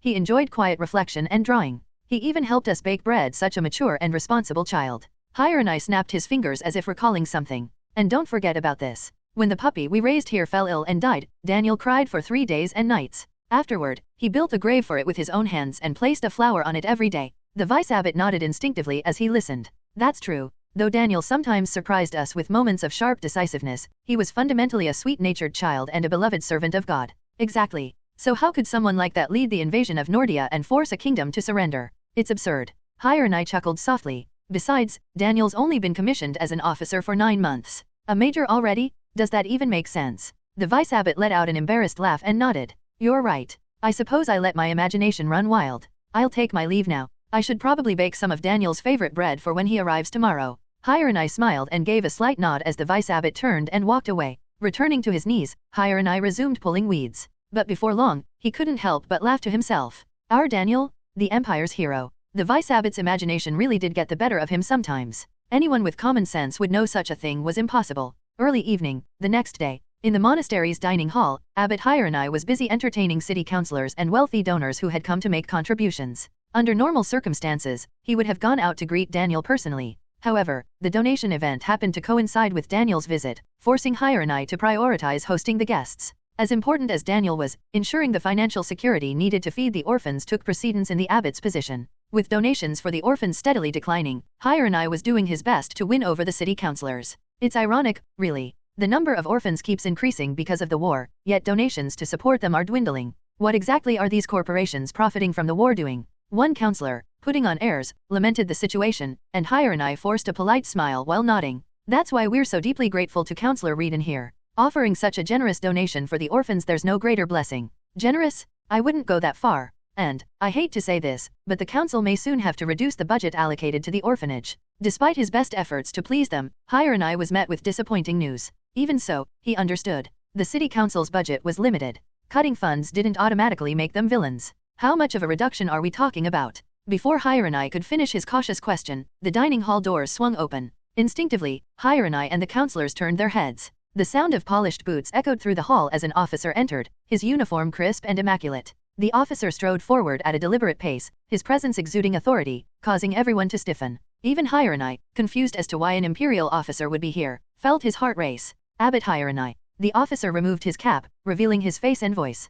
Hierony's expression immediately brightened. Daniel. He started toward Daniel but froze in his tracks when he noticed the insignia of a major on his shoulders. Blinking in disbelief, Hierony stood rooted in place as Daniel approached. It's been a while. How have you been? I'm fine. But you, what happened? A major? Am I seeing this right? Are you really the Empire's hero? Hierony stammered, still reeling from the shock, while Daniel offered a sheepish smile. I've been through quite a lot, unintentionally. But what about this gentleman here? Daniel's gaze shifted to the councillor, who immediately straightened up and saluted awkwardly. See Councillor Reedon. It's an honor to meet you, sir. The honor is mine. If you're a councillor, you must be one of the monastery's benefactors. I look forward to your continued support.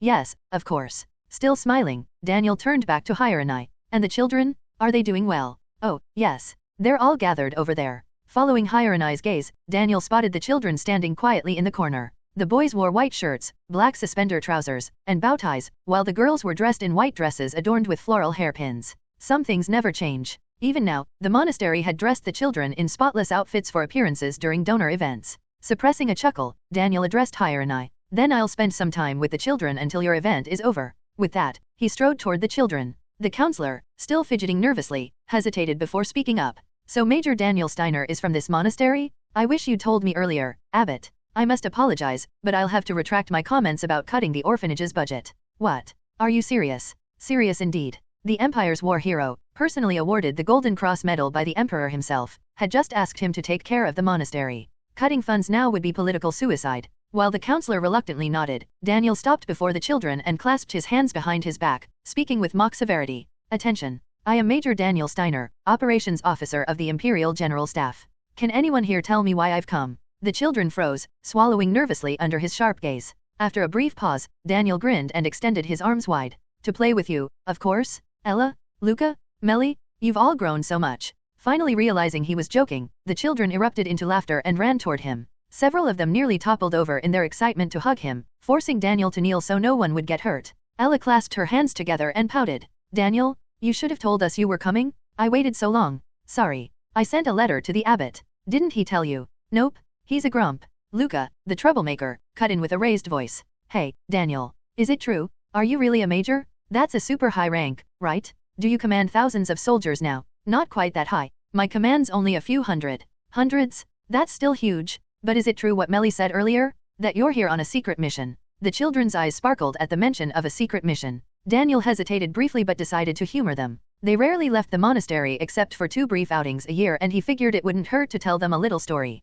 Oh no, you caught me. It's true. I'm here on a secret mission. Luca gasped, covering his mouth, and the other children leaned in closer, scanning their surroundings nervously. Listen carefully. The Imperial Palace sent me here because suspicious forces have infiltrated this area. My mission is to eliminate them in one swift strike. Really? Even the usually composed Ella was hanging on his every word. Daniel smiled and nodded. Yes. They operate under the guise of merchants but gather intelligence and operate in secret underground. And their numbers are... How many should he say? Not wanting to disappoint them, he raised 5 fingers. About 50. The children gasped in unison, their faces turning pale. Realizing some of them were actually scared, Daniel quickly reassured them. No need to worry. I'll take care of everything. Okay. The children nodded eagerly, their fear turning to admiration. Daniel was about to laugh again when his expression suddenly froze. Somewhere nearby, he felt an intense gaze. He turned instinctively and locked eyes with one of the donors. The man flinched and hurriedly looked away, disappearing into the crowd. What was that? Brushing it off as paranoia, Daniel turned back just as Luca grabbed his arm. Daniel, you're so cool. I wanna be just like you. I'll help you. No. Daniel's voice hardened as he cut Luca off. He erased the playful tone and spoke with sincerity. Listen to me. Don't ever become a soldier. It was advice born from the depths of experience and regret. Underground Shopping District, Dawn's Light Headquarters. Sir, Chief Strategist, sir. The informant, who had been sent to monitor Daniel, burst into the underground base, desperately searching for Morton. Without pausing to catch his breath, the man barged into Morton's office and blurted out his report. Sir, Daniel Steiner. Morton, who had been disguised as one of the affluent donors earlier, scowled at his subordinate's lack of composure. Calm yourself. Breathe, organize your thoughts, and then speak. The informant nodded quickly, took a deep breath, and then continued. Daniel Steiner not only came here under orders from the princess, but he also seems to know the location of our headquarters. Morton, seated behind his desk, raised an eyebrow. He set aside his glasses and stared at the informant with suspicion. He knows about this place. Yes. I overheard him joking with the children, but during that conversation, he specifically mentioned our base being beneath the shopping district and even estimated our numbers. And more than that. Recalling Daniel's chilling gaze, the informant hesitated before finishing. After he finished speaking, he looked directly at me. It was as if he knew I was watching him all along. Morton clenched his teeth, swallowing a curse. He might have dismissed the accurate location and head count as a coincidence, but Daniel's ability to pinpoint his observer's presence was no accident. And worse, Daniel had openly revealed this information, fully aware that Dawn's Light agents were keeping an eye on him. To Morton, it was no different from issuing a direct threat under the guise of joking with children. Damn it. Daniel's sending us a warning. He's saying, I could wipe you out anytime I want but I won't. Why would he do that? I don't know. But one thing's clear, Daniel wants to talk to us. Morton felt cornered. Refusing would leave them with no options. A wave of dizziness struck him, and he pressed his temples to steady himself. After taking several deep breaths, Morton forced himself to look up, burying his fear. Fine. If he wants a conversation, we'll give him one. I'll meet with Daniel personally and figure out what he's after. He couldn't grasp Daniel's intentions. After spending the entire afternoon playing with the children,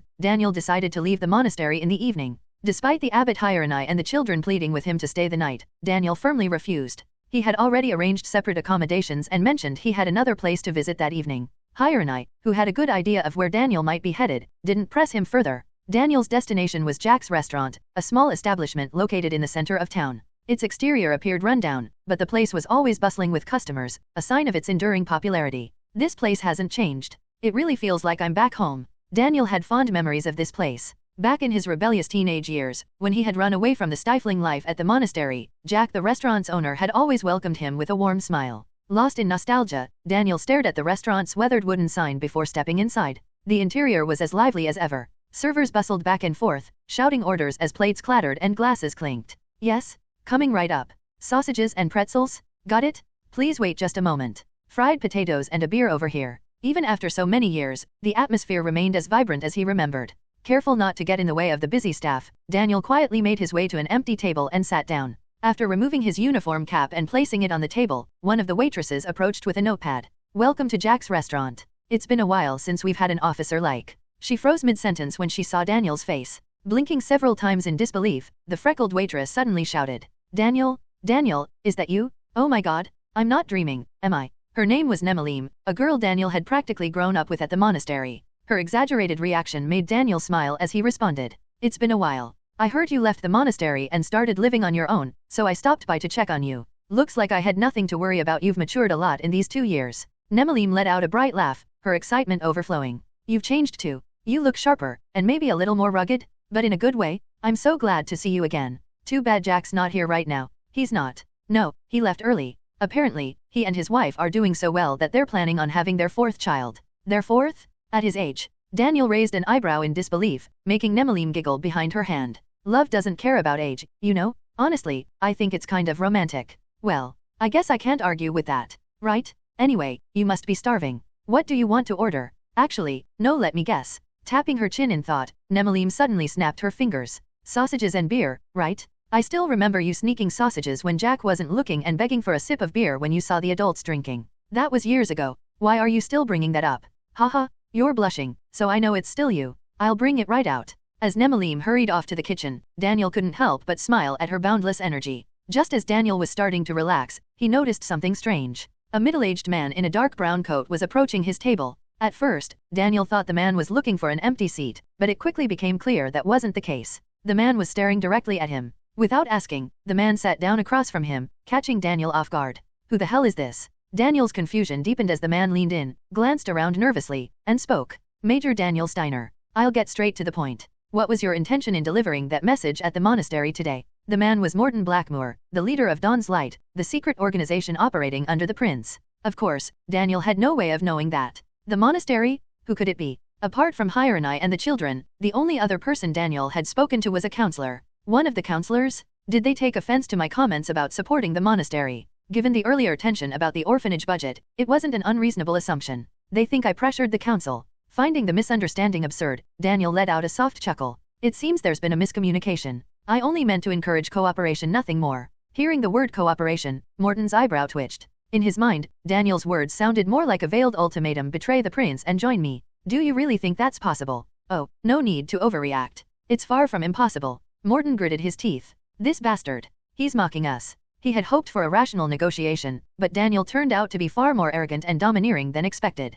Slamming his hands on the table, Morton stood abruptly. This was a waste of time. Prepare for war, Steiner? No matter how powerful you are, we won't back down. Watching Morton's dramatic exit, Daniel's lips curled upward. War? He's calling this a war. Politicians love to exaggerate even the simplest issues. To Daniel, arguing over budgets hardly qualified as war. Leaning back in his chair, he waved a hand dismissively. If you want to call it that, I suppose I can humor you. But honestly, Morton, drenched in cold sweat, froze in place. Daniel's casual demeanor made it clear he wasn't taking the threat seriously. After letting out a short laugh, Daniel locked eyes with Morton and whispered, "This isn't a war." Morton felt his breath catch in his throat. "It's just a simple negotiation." Daniel's voice was calm, but it slithered like a snake, sinking into Morton's thoughts and unsettling him to his core. The cold, calculating look in Daniel's dark eyes felt like the abyss itself. For a brief moment, Morton felt as if he might be swallowed whole. Forcing himself to breathe, Morton stiffly turned and walked away. As he passed Daniel, he heard the officer's voice again. "I don't know why you chose to approach me like this." Morton stopped in his tracks. "But I sincerely hope you made the right choice." He didn't dare look back. Suppressing his rising panic, Morton clenched his jaw and stormed out of the restaurant. At the same time, deep in the underground headquarters of Dawn's Light, suspicious individuals are approaching in large numbers. Damn it! Who the hell are these bastards? The panicked voice crackled through the radio, freezing the hands of the agents operating the telegraphs. They're covering their faces. Identification is impossible. Wait, is that? Shit, guns? They're armed? Those sons of bitches. I told you not to lead them here. As the frantic reports poured in, the agents hesitated, too stunned to respond. But Mabel, the agent who had disguised himself as a counselor to monitor Daniel the previous day, clutched his head in terror. Daniel Steiner? These must be his men. He's come to wipe us out. Despite Mabel's outburst, the others remained frozen, staring blankly at one another. Then, bang! The sharp crack of gunfire echoed from above, jolting everyone into action. Shit! We've been compromised. Burn everything. Grab the guns. Defend the entrance. The agents sprang into motion, tossing classified documents into the fire while arming themselves. Despite the chaos, Mabel crawled under a desk, shaking his head. "It's over. You idiots." These were Daniel Steiner's forces. Fighting them head-on was impossible. Mabel trembled, his fear growing as another round of gunshots rang out above. And then, crash! The iron door leading underground burst open. A deafening silence followed as everyone turned toward the entrance, holding their breath. The air grew heavy with tension. "When's the chief strategist coming back? We need someone to give orders." While the others anxiously exchanged glances, Mabel clenched his eyes shut and shouted, "You morons! Don't you get it yet? This is exactly what Daniel Steiner planned. He lured the chief strategist outside to break our chain of command, and now he's wiping us out." Morton had walked straight into the lion's den, leaving them defenseless. Realizing how perfectly they'd been set up, Mabel let out a broken sob. Then, clink, clink, clink, 3 grenades rolled into the basement. The agents scrambled behind desks, bracing for the explosions. But nothing happened. Instead, PSSSSSH. A soft hissing sound filled the room. There was no visible smoke, only the faint scent of almonds. One of the agents coughed and collapsed to the floor. Mabel's voice cracked in horror. "Colorless, almond scent. Shit, it's a sleep paralysis gas? Don't breathe." Cough. Covering his nose and mouth with one hand, Mabel crawled desperately toward the emergency exit. He had to get out. But before he could move, thud, thud, thud, thud. The sound of boots echoed down the stairs. Armed soldiers in gas masks flooded into the room, quickly securing the area. They struck down the remaining conscious agents with rifle butts, showing no hesitation. The black man leading them stepped forward and gave a calm order. "Knock them out and tie them up. Kill anyone who resists." Mabel's vision blurred. Gasping for air and choking on the gas, he collapsed onto the floor. This is all. Through his fading consciousness, he saw the black man approaching. Raising his rifle, the man aimed the stock at Mabel. "For Daniel Steiner." With a sickening crack, everything went black. Morton hurried out of Jack's restaurant, his steps quickening with growing unease. The ominous words Daniel had left him with were seeds of anxiety, making his breaths shallow and labored. He had no intention of negotiating with me. Cooperation? Daniel must have known better than anyone how absurd that idea was. And yet, Daniel had used some kind of veiled threat in the monastery's dining hall, forcing Morton to approach him willingly. What was Daniel's true intent behind such a move? As Morton continued speculating, mentally calculating every possibility, his steps gradually slowed. He never planned to cooperate from the start. If that's the case, then perhaps. His feet came to a complete stop. What if his goal was to lure me out of the Dawn's Light headquarters? A chilling realization swept through him. This was a method designed to remove the head of an organization right before its complete annihilation. I've been outplayed. Panic solidified into certainty as Morton fumbled to retrieve his radio. He quickly powered it on. Tuning the frequency, he pressed the transmission button and spoke hastily. Headquarters? Do you read me? Someone respond? This is urgent. No one answered. Growing increasingly alarmed, Morton checked the frequency again and pressed the button once more. Headquarters? Respond? You need to evacuate immediately. He cut himself off. Because, at that moment, he realized why no one was answering. Cold sweat poured down his face as his trembling hand released the transmission button. The radio let out a faint beep. Then, from the other end of the line, came a low, chilling laughter. Morton froze as the laughter gradually subsided. Can you hear me, Morton Blackmore? An unfamiliar voice. And that alone was enough to confirm that Dawn's Light headquarters had fallen to the enemy. You were quite busy playing interesting games underground. Unfortunately for you, that fun is now over. Morton's grip on the radio weakened. The thought of his entire headquarters being wiped out made it nearly impossible to keep his mind intact. Even so, the voice continued. Morton Blackmore.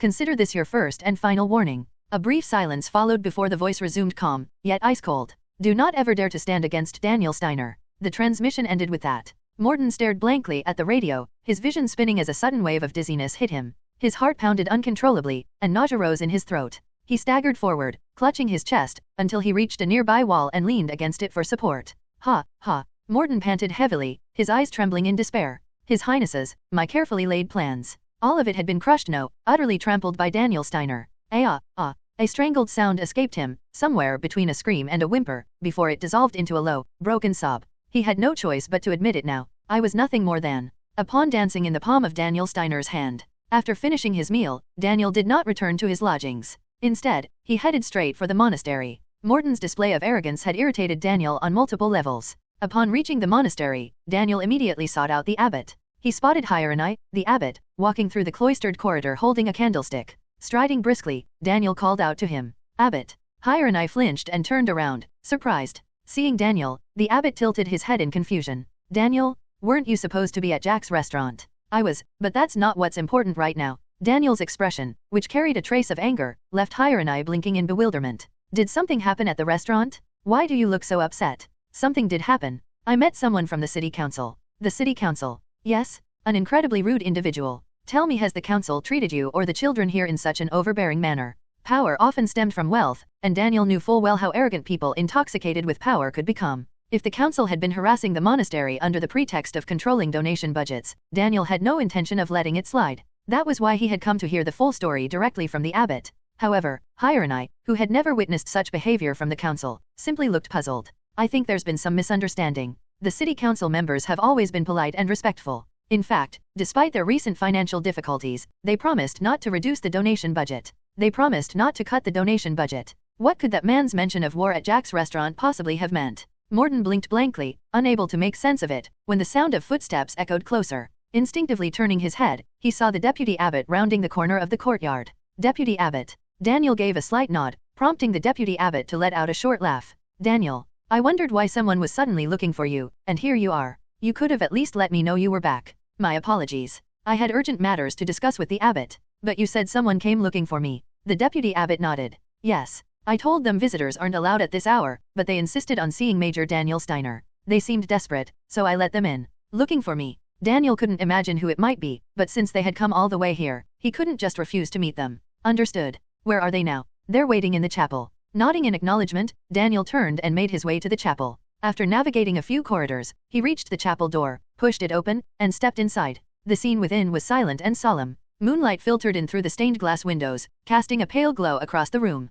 At the center of the chapel, a man stood staring up at the statue of God. Noticing Daniel's approach, the man turned toward him. Daniel's brow furrowed as he identified the visitor. It's that man from Jack's restaurant. Aside from looking significantly more haggard than he had just hours earlier, it was unmistakably the same person. Why would he come here? Could it be an apology? This was the same man who had joined his table without permission and immediately resorted to veiled threats. Daniel hadn't forgotten the unpleasantness of that encounter. After a brief silence, Daniel spoke. You must have something to say. Morton flinched at the words. Clenching and unclenching his fists anxiously, he slowly approached Daniel. Swallowing dryly, Morton stopped within arm's reach and then, to Daniel's shock, dropped to his knees. Wait. This is unexpected. Momentarily taken aback, Daniel hesitated to speak. But before he could, Morton began. Major Daniel Steiner. This is my complete and utter defeat. Daniel's confusion deepened. Before he could ask what the man was talking about, Morton continued in a somber voice. You've won. I've lost everything and no longer have the strength to recover. Do with me as you see fit.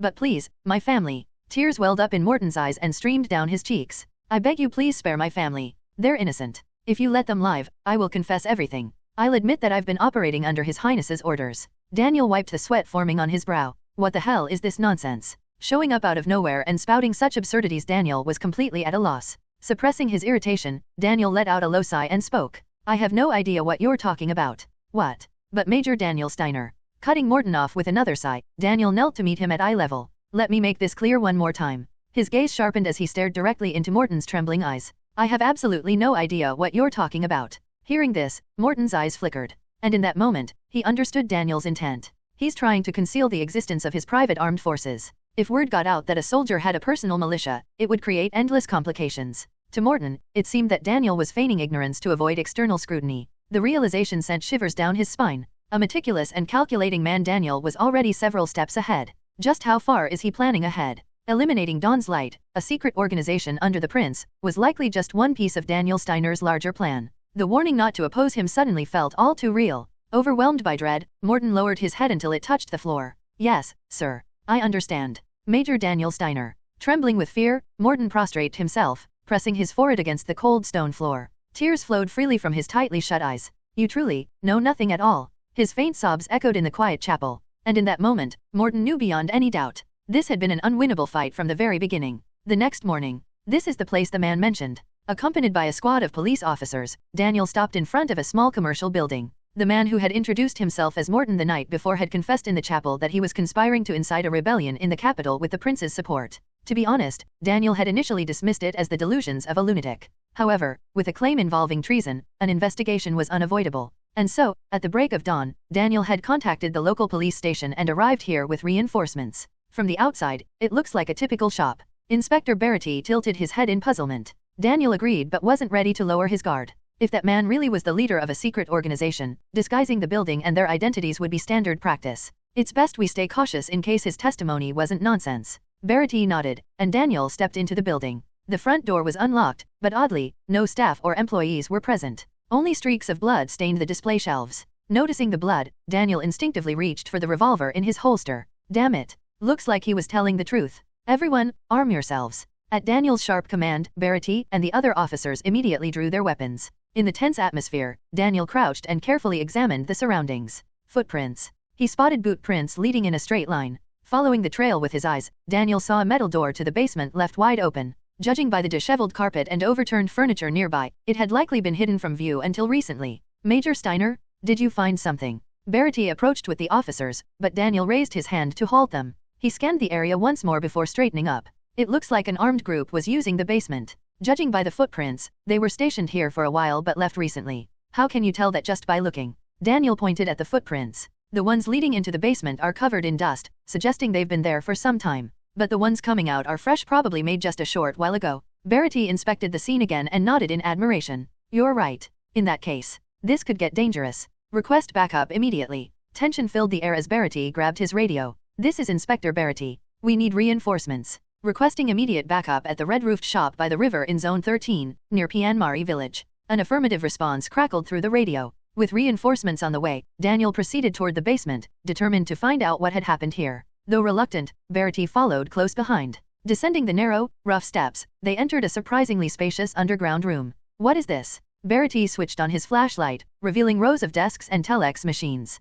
Scattered across the floor were half-burned documents. While trying to make sense of the scene, Daniel picked up one of the papers. His brows furrowed as he read its contents. It seems the man who called himself Morton was telling the truth. The documents outlined plans to blackmail politicians and journalists and incite public unrest. As the charge of treason became undeniable, noise suddenly erupted from behind a partitioned wall. Daniel signaled Verity and the officers to stay alert as he approached the source of the commotion. With his finger on the trigger, he swung the door open and froze. MMPH? MMMPH. Ugh. MMPH. The room was filled with bound and gagged people groaning helplessly. Several of them recoiled in terror the moment they saw Daniel, squirming backward like frightened worms. Verity's face paled as he entered the room and took in the scene. What the hell is this? I don't know, but start removing their gags. We need answers. Nodding, Verity holstered his gun and freed the nearest man's mouth. The man, wide-eyed and trembling, immediately screamed.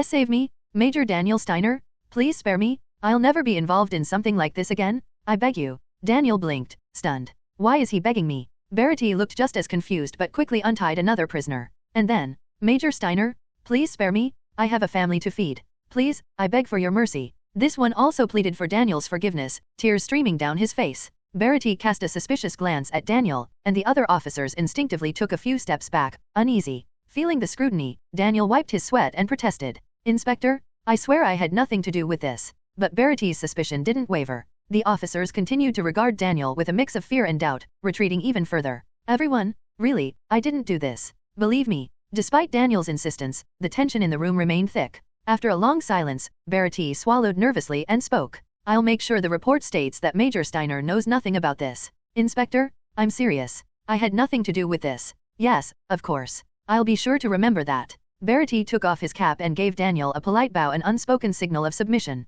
It was the gesture of a man who understood it was better not to offend someone capable of orchestrating such a scene. But for Daniel, who was genuinely uninvolved, the entire situation felt infuriatingly unfair. Running a hand down his face, Daniel let out a deep sigh. I just wanted to enjoy my leave. Now, instead, he found himself dragged into yet another absurd mess. Late night inside the Imperial Palace office. They've already infiltrated the capital.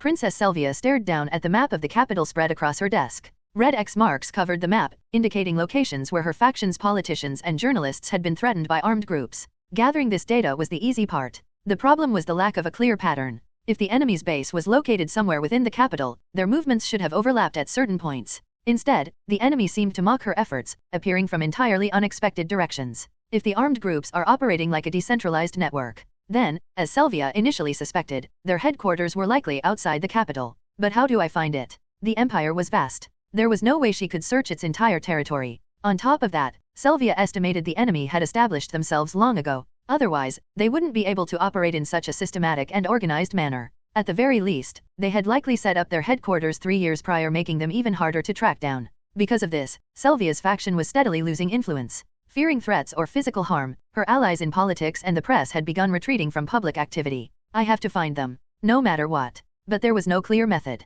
As she rested her forehead in her hand, Selvia's eyes narrowed. If only that man were by my side right now. Daniel Steiner, the man who had seized Nordia with his brilliant tactics and strategies. Had that invaluable asset been with her, he might have already uncovered the prince's secret organization. But Daniel had applied for a long leave and left the capital, as if to signal his indifference to the succession struggle. Thus, Selvia couldn't summon him back. What is he thinking? In the limousine heading to the palace, he had shown subtle hints of favor toward her. She had even wondered if he'd finally decided to take her side, only for him to suddenly take leave at the most critical moment. Frustrated, Selvia tapped her desk absent-mindedly, when a knock at the door interrupted her thoughts. Straightening her posture, she cleared her throat and called out, "Come in." The office door opened, and Colonel Hartman, her chief bodyguard from the Imperial Guard, entered. After offering a quick salute, Hartman stepped closer. "Your Highness. Working late again, I see. It's a matter of survival. But why are you here at this hour? I have an urgent report, and I apologize for the late intrusion." "A report?" Selvia gestured for him to continue. "Very well, speak." Hartman lowered his voice. "Your Highness, the leadership of the prince's secret organization that you've been tracking has been captured." Selvia's eyes widened. In disbelief, she shot to her feet. "Are you certain? I mean, are you absolutely certain about this information?" The report came directly from the police in the barony of Baytarjan in the southern region. Based on the documents they sent, there's no doubt. If the enemy leaders had truly been captured, it was a massive victory in the succession war. Overwhelmed by the sudden stroke of luck, Selvia raised her voice. "Who did this? Who achieved such a feat?" "Well," bowing slightly, Hartman leaned closer and whispered. "While he denies any involvement, the evidence points to Major Daniel Steiner." Selvia froze. Daniel? Wasn't he supposed to be on leave in his hometown? Then again, the timing of his leave during such a crucial period had never quite made sense. A man as ambitious as Daniel, desperate for promotion, wouldn't leave at a time like this. It was illogical. Then could it be that Daniel had been carrying out this mission all along under the guise of a vacation? Come to think of it, Daniel once said I would become empress. Sylvia remembered what Hartman had told her during her undercover trip to the north. Even when surrounded by the prince's assassins, Daniel had declared his belief that Sylvia, not the prince, would ascend the throne. He hid his intentions from me and pretended to be on leave. It now made perfect sense as a strategy to mislead both allies and enemies. Realizing this, Sylvia's lips curled into a faint smile. He risked his life to protect me before. And now, he had taken it upon himself to do what no one had even asked, clearing her path to the throne. Without realizing it, Sylvia's fondness for Daniel deepened as she whispered softly, "What an impossible man. Daniel Steiner." To Sylvia, Daniel wasn't just a capable strategist. He was the very definition of a loyal subject. Daniel's return to the capital was decided swiftly after capturing Morton's subordinates operating in the underground of the commercial district. Abandoning his leave, Daniel notified the general staff of his intent to return immediately. Respecting his decision, the general staff arranged a train for his return. 2 days later, Daniel had completed preparations to leave his hometown. "Daniel, didn't you say you'd be staying here for at least a month?" At the entrance of the monastery, Hieronymus, the abbot, gazed at Daniel with concern as he came to bid farewell. It pained him to see Daniel cut his leave short and head back to the capital without even enjoying his break. Daniel, too, had hoped to spend more time leisurely in his hometown, but after apprehending a traitor, returning quickly was inevitable. The Crown Prince's faction must already see me as a core member of the princess's camp. Even if it wasn't intentional, the fact that he led the capture of Morton's subordinates was enough to draw suspicion from the Crown Prince's supporters. Staying and enjoying his leave now would be no different from painting a target on his back, begging to be killed. "I'm sorry. Something urgent came up at the capital." Of course, there was no need to explain this to Hieronymus, who was practically his mentor. Daniel smiled as if nothing were wrong and pulled an envelope of money from his coat.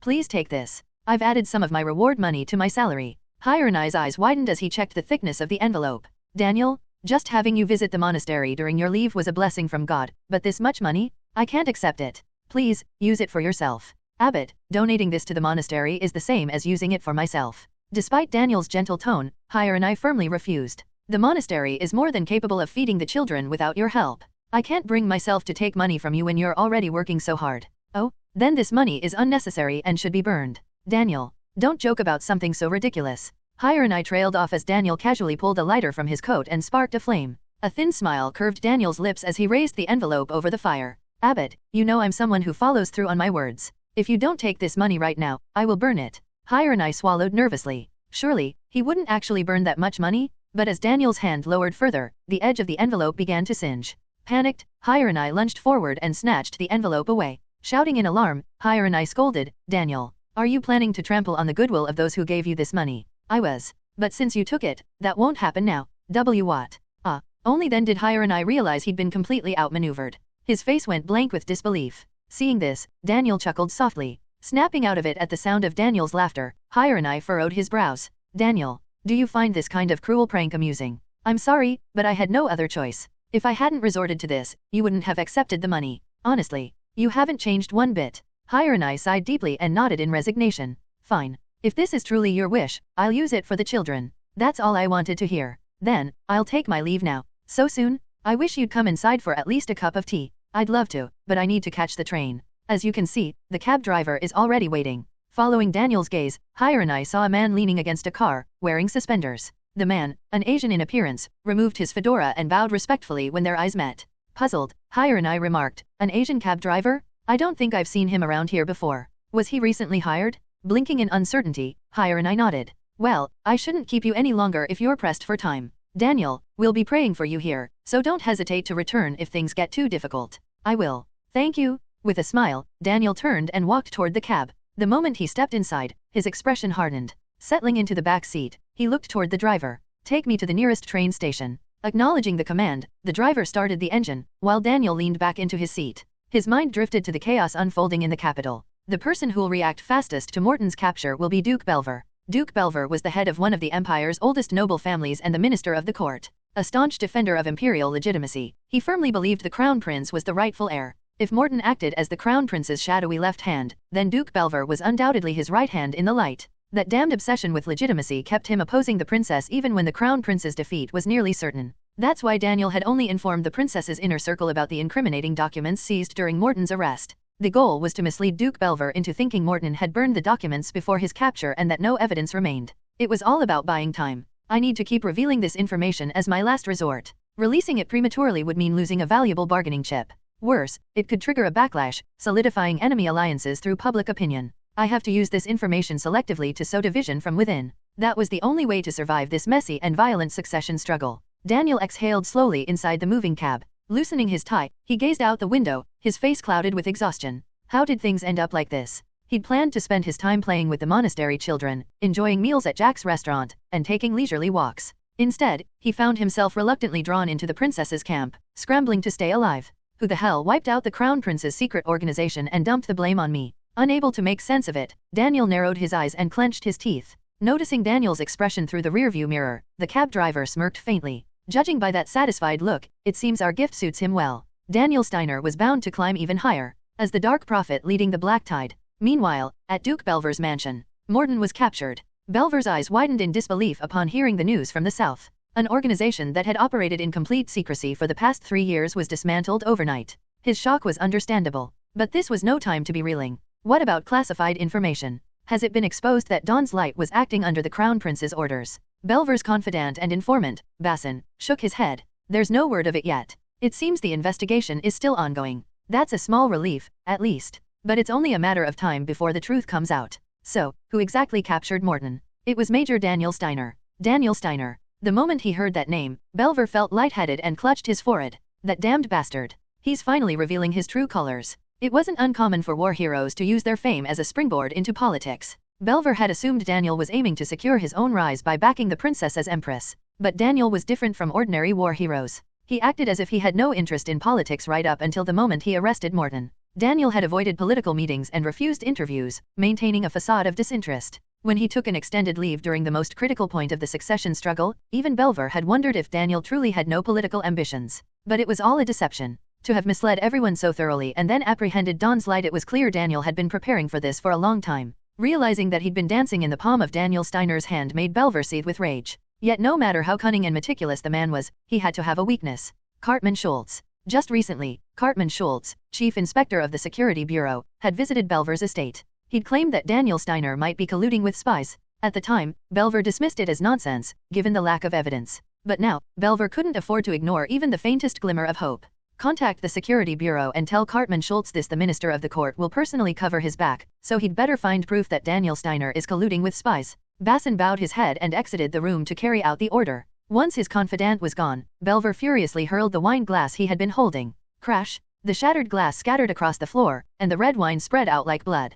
Glaring at the spill, Belver clenched his fist tightly. Daniel Steiner? A mere orphan like you dares to manipulate this empire. Belver didn't believe Daniel's ultimate goal was simply to make the princess empress. His instincts screamed otherwise. There was something darker, something far more sinister lurking beneath Daniel's ambitions. But it was precisely because he couldn't grasp the depths of Daniel's plans that Belver was afraid. His trembling hand betrayed his fear, but he quickly suppressed it, closing his eyes tightly. The empire my ancestors built and defended. He would never hand it over to a mongrel like Daniel Steiner. Imperial General Staff Headquarters. Daniel Steiner's private office. Russell. Lucy sat alone at Daniel's desk, diligently working through paperwork in his absence. As usual, she was sorting documents by priority when she suddenly paused and lifted her head. Footsteps. The sound echoed faintly through the hallway. Could it be Daniel? Today was the day Daniel was supposed to return, having cut his leave short. The thought of him finally arriving and putting an end to her late-night shifts lifted her mood unexpectedly. Perking up, Lucy strained her ears to confirm. No. Her expression cooled. The sound didn't match Daniel's footsteps.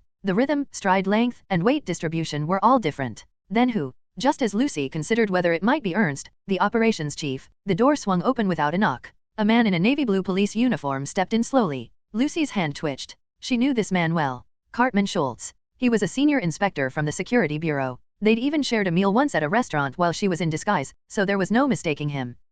Noticing Daniel's empty desk, Cartman looked around curiously before turning to face Lucy. Their eyes met, and after a brief pause, Cartman gave her a strained smile. Are you Major Daniel's adjutant? Lucy hesitated. Cartman's suspicion could mean trouble if he decided to dig deeper. But back then, she'd hidden her appearance with a wig and sunglasses. She hadn't even spoken. Deciding that a brief exchange wouldn't expose her, Lucy rose from her seat and responded calmly. Yes. What brings the Security Bureau to the General Staff? Well, to put it simply. Cartman scratched his head, then fixed his sharp gaze on her. Spy investigation. A tense silence fell between them. The faint suspicion in Cartman's sleepy eyes was unsettling. But suspicion was something Lucy was well accustomed to. Without betraying a hint of emotion, she responded evenly. You mean there's a spy in the General Staff? Cartman let out a dry chuckle. Most people would have blurted out, "Are you accusing me?" and fallen into their own trap, but Lucy cleverly redirected the focus to the entire general staff instead. Realizing she wasn't an easy target, Cartman shrugged. "Well, I'd hate to doubt the hard-working people here, but my investigation led me to suspect Major Daniel." "Suspicion? Based on what evidence?" That." Cartman rubbed his chin, pretending to recall, then snapped his fingers. "I once had the honor of sharing a meal with Major Daniel at a restaurant. He was accompanied by a woman that day." He paused dramatically, then continued. "She was quite the peculiar figure. I heard she served as a field medic on the Eastern Front and suffered an eye injury from enemy fire. She wore sunglasses, so I couldn't see her eyes, but her brown hair was quite striking." Cartman flashed a sly smile as he studied Lucy. "She was nearly my type, you see. So, out of curiosity, I did a little digging. How many field medics on the Eastern Front survived with eye injuries?" The humor vanished from Cartman's face as he raised a hand and began counting on his fingers. 5. Among younger survivors with eye injuries, there were 5 medics. Then I asked myself how many of them had brown hair. He folded down 3 fingers. 2. Only 2 had brown hair. And lastly, how many of them developed aphasia and couldn't speak at all? Cartman clenched his fist. "None. Not a single one." Cartman's eyes locked onto Lucy as he lowered his hand. "Strange, isn't it? This medic Major Daniel described doesn't exist. Which means he lied. The question is, why did he lie?" Cartman tilted his head, then narrowed his eyes. "Could it be that woman was a spy, and Major Daniel hid her from me?" It was an unervingly accurate guess, but Lucy didn't so much as blink. Instead, she frowned slightly, her expression turning cold with irritation. "Are you accusing my commanding officer, Major Daniel, of colluding with spies?" Lucy's sharp tone silenced Cartman momentarily before he chuckled and shook his head. "Of course not. For now, it's nothing more than my foolish imagination. And I sincerely hope it stays that way. But it wouldn't hurt to be sure, would it?" With that, Cartman reached into his coat. What he pulled out was a sunglasses case. When Cartman opened the case, it revealed a pair of sunglasses identical to the ones Lucy had worn that day. "Would you mind putting these on for a moment? It's not that I suspect you, Lieutenant Lucy, but if the woman I saw back then really was a spy, she's likely operating inside the general staff." Cartman's suggestion implied that he'd already had others try them on and now it was Lucy's turn. Cold sweat ran down Lucy's back. The moment she put on those sunglasses, his suspicions would skyrocket. She could claim it was just a coincidence, but once Cartman started digging, it wouldn't take long for the truth to come out. Refusing to put them on would be even more suspicious. Cornered, Lucy took a deep breath and reached for the sunglasses. For now, complying seemed like the safest option. But just as her fingers touched the frame, "What the hell do you think you're doing?" Daniel's voice froze Lucy in place. She turned reflexively and saw Daniel standing at the entrance to the office, staring straight at her. Surprised by his sudden appearance, Lucy blinked and forgot to salute. Cartman also turned at the sound, only to see Daniel approaching with a predatory gaze. Major Daniel. This is just..." Cartman's voice trailed off as Daniel stepped closer. The imposing height and sharp glare bore down on him, radiating an almost physical weight. "Explain what this is." Daniel's voice carried an edge sharp enough to make Cartman shrink back. Still, Cartman wasn't ready to retreat just yet. "Explain? I'm simply doing my job. The higher UPS authorized my access to the general staff. Then did you secure an internal security warrant?" Cartman fell silent. Internal security warrants held higher authority than access permits. Even the Security Bureau couldn't obtain one without clear evidence. When Cartman failed to answer, Daniel's eyes narrowed. "Don't tell me you barged in here without a warrant and harassed my adjutant." "Major Daniel, this is a misunderstanding. Everything I'm doing is for the Empire. I wasn't harassing your adjutant. I merely..." "Cartman Schultz." Daniel interrupted him, lowering his head slightly. "Let me make this clear since you don't seem to understand." Their eyes met. And Cartman saw at the glint of a predator's snarl, like a wolf ready to pounce. "Get out. Now." Cold sweat trickled down Cartman's temple. Overwhelmed by a sudden sense of dread, Cartman nodded hastily and fled the office. Only after Cartman was gone did Daniel let out a quiet sigh of relief. "I knew Duke Belver would make a move, but to send someone this quickly." Granting Cartman access to the general staff could only have been orchestrated by Belver. With Security Bureau agents snooping around here, it meant they were desperate for evidence. For now, it's a relief. If Lucy had put on those sunglasses, things would have spiraled out of control. If Lucy was accused of being a spy, Daniel would be implicated as well. In the worst-case scenario, both could be executed for treason. That was why Daniel had driven Cartman out so forcefully. But this was only a temporary fix. Belver won't stop. He'll keep coming at me. If Daniel wanted to end this, he had to crush Belver's will to fight entirely. And Daniel had both the means and the power to do it. "Lieutenant." Having made up his mind, Daniel turned to Lucy. "I'm heading out to meet Her Highness the Princess. Stay here and watch over the general staff. Also, don't go anywhere near the Security Bureau today." "Understood." Lucy, still staring at Daniel in disbelief, nodded slowly. Without another word, Daniel left the office. Lucy exhaled deeply, as if releasing all the tension that had built up inside her. Why had Daniel taken such a dangerous risk to shield her? From her perspective, Daniel had essentially staked his life to protect someone suspected of espionage. Lost in thought, Lucy placed a hand over her chest. The steady thumping of her heartbeat echoed faintly through her fingertips. Daniel left the General Staff headquarters and headed straight for the Imperial Palace. Thanks to obtaining prior approval from Princess Sylvia, he passed through security with just a quick identity check. Guided by one of the palace attendants, Daniel soon arrived at the princess's office. He knocked firmly. "Your Highness? It's Major Daniel Steiner." At his loud declaration, the door opened.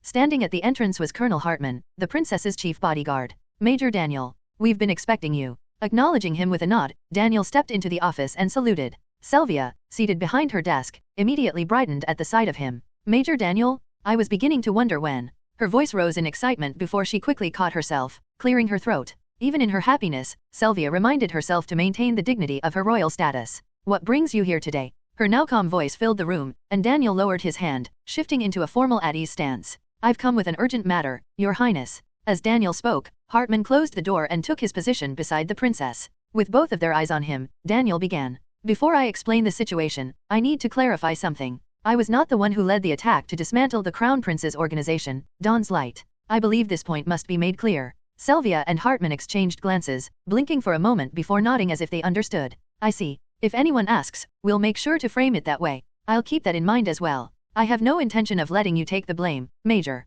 Their responses didn't feel genuine. Daniel resisted the urge to plead his case further. He doubted they'd believe him even if he did. Besides, there wasn't time for that now. He decided to cut straight to the point. "Your Highness, I'll explain the circumstances leading to my visit. First, are you aware that Security Bureau agents are currently roaming the General Staff headquarters?" The air in the room instantly grew heavy. Sylvia narrowed her eyes sharply. "Duke Belver's doing. That old man's always had strong ties with the Security Bureau director. But for him to send agents into the General Staff..." She caught on quickly. Daniel nodded in confirmation. "Duke Belver plans to frame me for colluding with spies. Why? He's trying to reverse public opinion. After all, it was I, Daniel Steiner, who uncovered the Crown Prince's treasonous organization. But if word spreads that I've been colluding with spies, what do you think will happen?" Hartman exhaled sharply. "They'll paint you as the real traitor orchestrating everything from within the princess's faction. It wouldn't even matter if it's true or not. They could publicly condemn you, and few would question it." Despite his irritation at Duke Belver's cunning, Hartman looked at Daniel with newfound respect. "I can see why you're worried.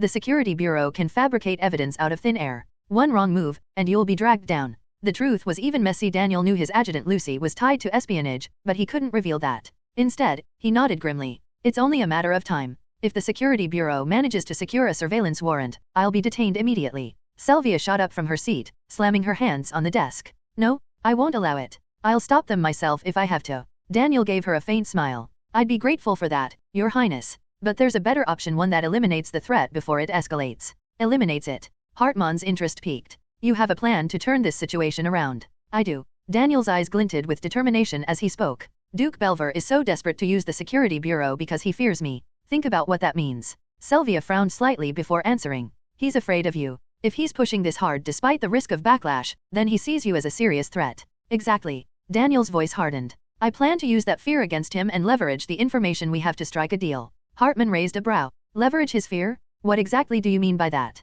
Daniel paused for a moment before responding. "I'll give him exactly what he fears most." Hartman's breath caught as Daniel's expression darkened. "I'm going to become the worst-case Daniel Steiner he's terrified of." Asterisk. Daniel outlined the core of his plan and requested that Sylvia arrange a meeting with Duke Belver. Sylvia agreed without hesitation and quickly reached out to the Duke. To Daniel's mild surprise, Belver accepted without much deliberation, setting the meeting in motion. And now, damn it, Daniel sat on a plush sofa in the reception room of Duke Belver's mansion. Behind him, Hartman stood with his arms crossed, idly passing the time. Sylvia had insisted on assigning Hartman as Daniel's bodyguard, fearing the possibility of an incident. Noting that Belver would take a few more minutes to arrive, Hartman leaned in and whispered just loud enough for Daniel to hear. "Major Daniel, are you sure this is the best approach? We're not the ones at a disadvantage here." He was questioning why Daniel had chosen such a high-risk strategy when time alone could slowly erode Belver's position. Daniel silently agreed with him. Even with the Security Bureau prowling around, as long as he avoided missteps, Belver's efforts might collapse under their own weight.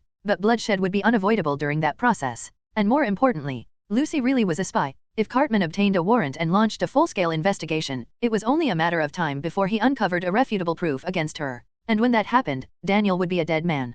Collusion with a spy wouldn't just end his career, it would end his life. That was why Daniel had to force Belver to surrender today, no matter what it took. Only then could he halt the Security Bureau's investigation. To Hartman, this was a simple negotiation. For Daniel, it was a life-or-death gamble. Of course, Daniel couldn't explain all this, so he merely gave a strained smile. If today's negotiation settles things, won't that be better for everyone? Well, that's true. Need me to do anything? Nothing. Just stay back and keep in rhythm with whatever I say. Hartman nodded, thinking that wouldn't be too difficult. Creak. The door opened, and Duke Belver entered with an attendant. Wearing an expensive suit and a monocle, Belver's thick eyebrows and tightly pursed lips radiated stubbornness. Daniel stood and offered a slight bow, but Belver didn't respond. Instead, he clicked his tongue audibly and strode over to sit on the opposite sofa. Daniel returned to his seat, and Belver finally spoke. So, you're the one who wanted to see me. The Duke's condescending tone didn't faze Daniel, who kept his polite, practiced smile. Yes. As you're aware, Your Grace, the Crown Prince's secret organization, Dawn's Light, has been completely dismantled.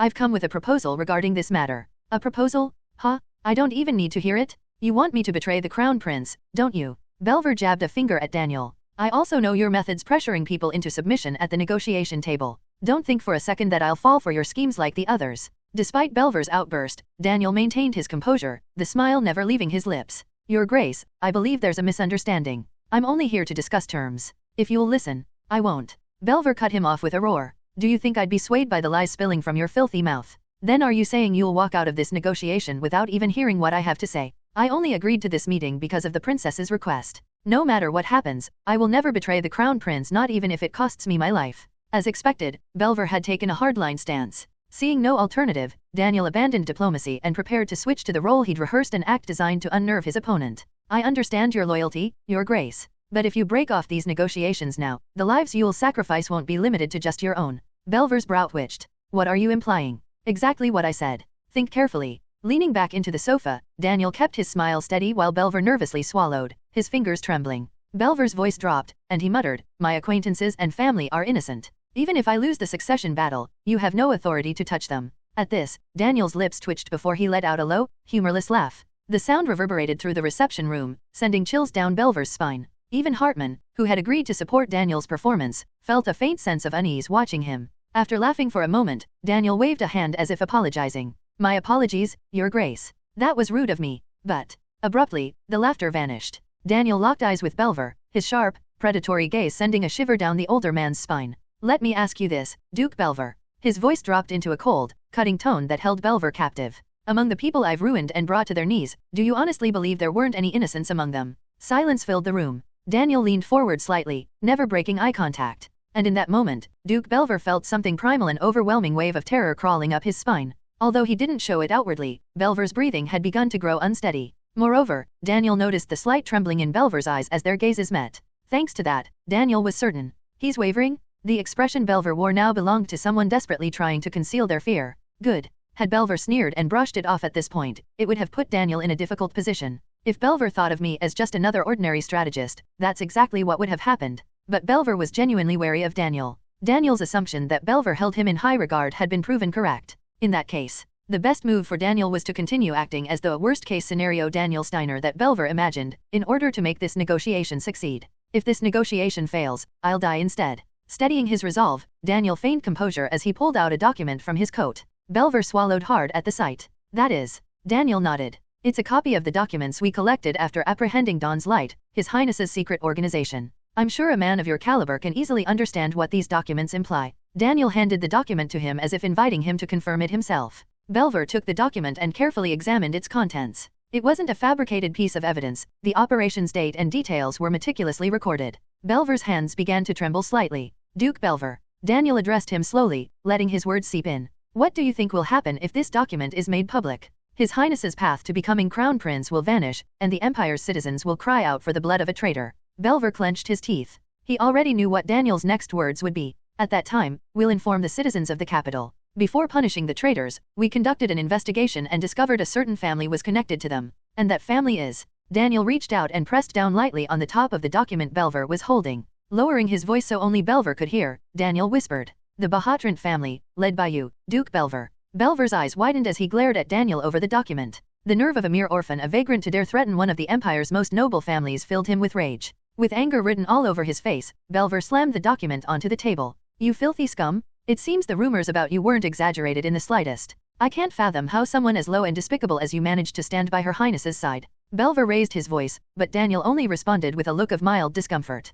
I'll humbly accept whatever judgment you have of me, Duke. However, I'd like to remind you that this is a place for making decisions, not for denouncing me. Decisions? What kind of decision are you asking me to make? I believe a man as wise as Duke Belver already knows the answer to that question. Belver opened his mouth to yell but quickly shut it again. Judging from Daniel's words so far, he had a rough idea of what the conditions of the negotiation might be. Don't tell me. Yes, exactly that. If you withdraw from the succession struggle, we'll ensure complete secrecy. The Bahatrant family will have no ties to this matter whatsoever. Belver let out a low groan. Despite Daniel's roundabout phrasing, it was no different from asking him to betray the crown prince. Yet, it was an offer so sweet it was difficult to refuse. Duke Belver, it's not that difficult. Just one nod here, and your family will continue to reign honorably in the capital as it always has. Why are you hesitating? For Belver, who found himself in a precarious situation, Daniel's words essentially saying, even if we seize power, we won't punish you for your crimes were enough to shake his resolve. If he just nodded his head, his family could survive without a scratch.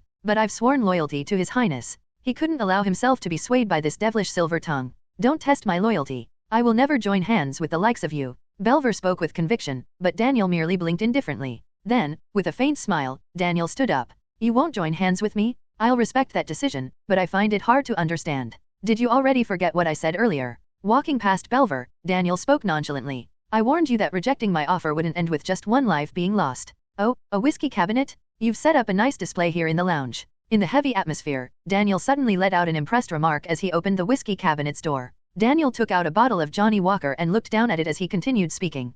Perhaps I didn't explain myself clearly enough earlier. So this time, let me speak about the future that awaits you, Duke. Belver couldn't tell what Daniel was about to say. While cold sweat dripped down his back, Daniel casually called over a servant. When the servant approached, Daniel asked him to prepare some ice. The servant, visibly tense, bowed quickly and hurried out of the room. Once the servant was gone, Daniel took a glass from the nearby shelf. Let's see. I've heard that your eldest son runs the Ridesharp Company, a leading business in the Empire's automobile industry, isn't it? Famous for introducing automated assembly lines for the first time. Daniel pulled a handkerchief from his coat and unfolded it. Thanks to that, mass production became possible, allowing countless imperial citizens to buy cars at affordable prices. Truly admirable work. Casually holding the handkerchief, Daniel wiped the glass clean. If people's fingers represented status, your son would be a thumb. After all, the thumb is what people raise when describing the best. Don't you agree? Belver said nothing and stared straight ahead. He didn't have the courage to look back. I agree your son is the best in the automobile industry. But I wonder would Her Highness think the same?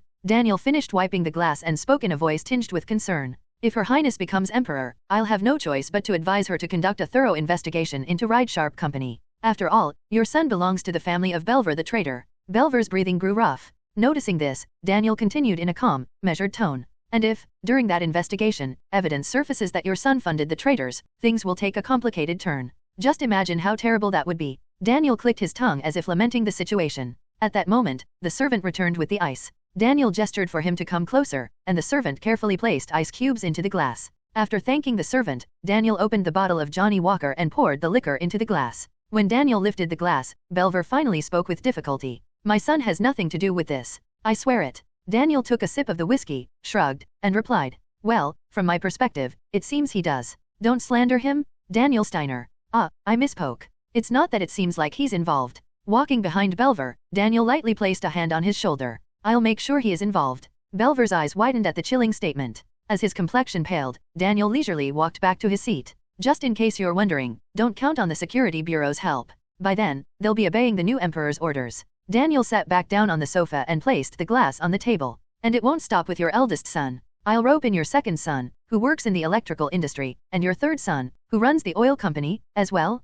That's. Belver's breathing became more labored, almost as if he were hyperventilating. Watching the trembling old fox, Daniel flashed a pleasant smile. Oh dear. It looks like you're about to lose 3 fingers at once. Tell me, Duke, can you join hands with anyone after losing 3 fingers? From what I see, everyone will avoid you. Belver, gasping for breath, suddenly shut his eyes tight and let out a groan that bordered on a scream. My lord. The servant rushed over with medicine and water. Belver quickly poured the pills into his mouth and washed them down. Only then did his breathing start to calm, though his eyes remained shut. Watching him quietly, Daniel leaned forward and snapped his fingers. Snap. Startled by the sharp sound, Belver opened his eyes to find Daniel extending his hand for a handshake. To Belver, the smile on Daniel's face was devoid of even the slightest trace of humanity. What are you doing? Daniel lightly shook his extended hand. Now that you've come back to your senses, it's time to make the right decision. Take my hand before it's too late. Daniel's words couldn't have been clearer. Belver, who had been silent for a while, clenched his teeth so hard that his jaw seemed ready to crack. The moment he took Daniel's hand, Belver would be betraying the crown prince.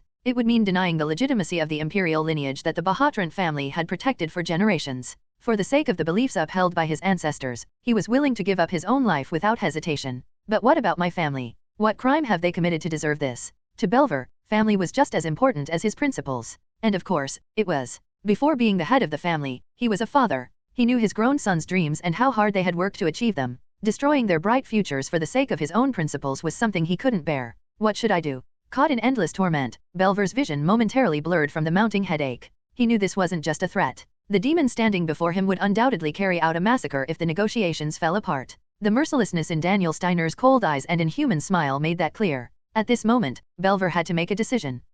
But the words refused to come out. Everything he wanted to say scattered before it could escape his throat. Principles and family. Neither was something he could abandon easily. Noticing Belver's hesitation, Daniel spoke slowly. Duke, do you still believe this is an equal exchange and negotiation? Daniel let out a low, mocking laugh. This is nothing more than Her Highness and I bestowing mercy and generosity upon the Bahatrant family. In Belver's mind, Daniel's words translated to, and yet you still dare to hesitate. Daniel clicked his tongue as if disappointed and shook his head. Even after being given a second chance, you're about to repeat the same mistake. I won't stop you. Then, Duke Belver of the great Bahatrant family, may you look forward to the destruction that awaits you. Just as Daniel began to rise from his seat, Belver suddenly bent forward and grabbed Daniel's hand. A wave of terror hit him, the fear that once Daniel left this room, there would be no turning back. A chilling silence lingered between them. Daniel didn't pull his hand away or grip Belver's hand tighter. He simply left it there. It was his way of saying, speak your truth yourself. I'll. Tears welled up in Belver's bloodshot eyes. Closing his eyes, overwhelmed by defeat, Belver murmured in a trembling voice,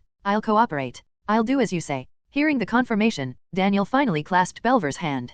At the same time, he placed his other hand lightly on Belver's shoulder. I knew it. I expected nothing less from a wise man like you, Duke. Now that you've accepted our offer, the Bahatrant family is completely uninvolved in this matter. Daniel's grip on Belver's shoulder tightened slightly. Furthermore, Duke, you have never sided with the Crown Prince, not in the past, not now, and certainly not in the future. Do you understand me? Belver, still trembling and unable to speak, clenched his teeth so hard that he couldn't open his mouth. Watching him with an expression of faint pity, Daniel removed his hand from Belver's shoulder and spoke. If you understand, nod your head. Gripped by overwhelming emotions, Belver nodded almost convulsively. Seeing this, Daniel's face lit up with satisfaction as he let go of the handshake and stood up. Good. I'll make sure to convey your intentions to Her Highness. Adjusting his uniform, Daniel turned to Hartman, who had been standing nearby. Colonel Hartman. Now that we're done here, let's take our leave. We wouldn't want to impose further on the Duke. Hartman, who had observed everything in silence, nodded awkwardly. With that, Daniel turned and left the drawing room. Hartman followed, glancing around as they stepped into the hallway.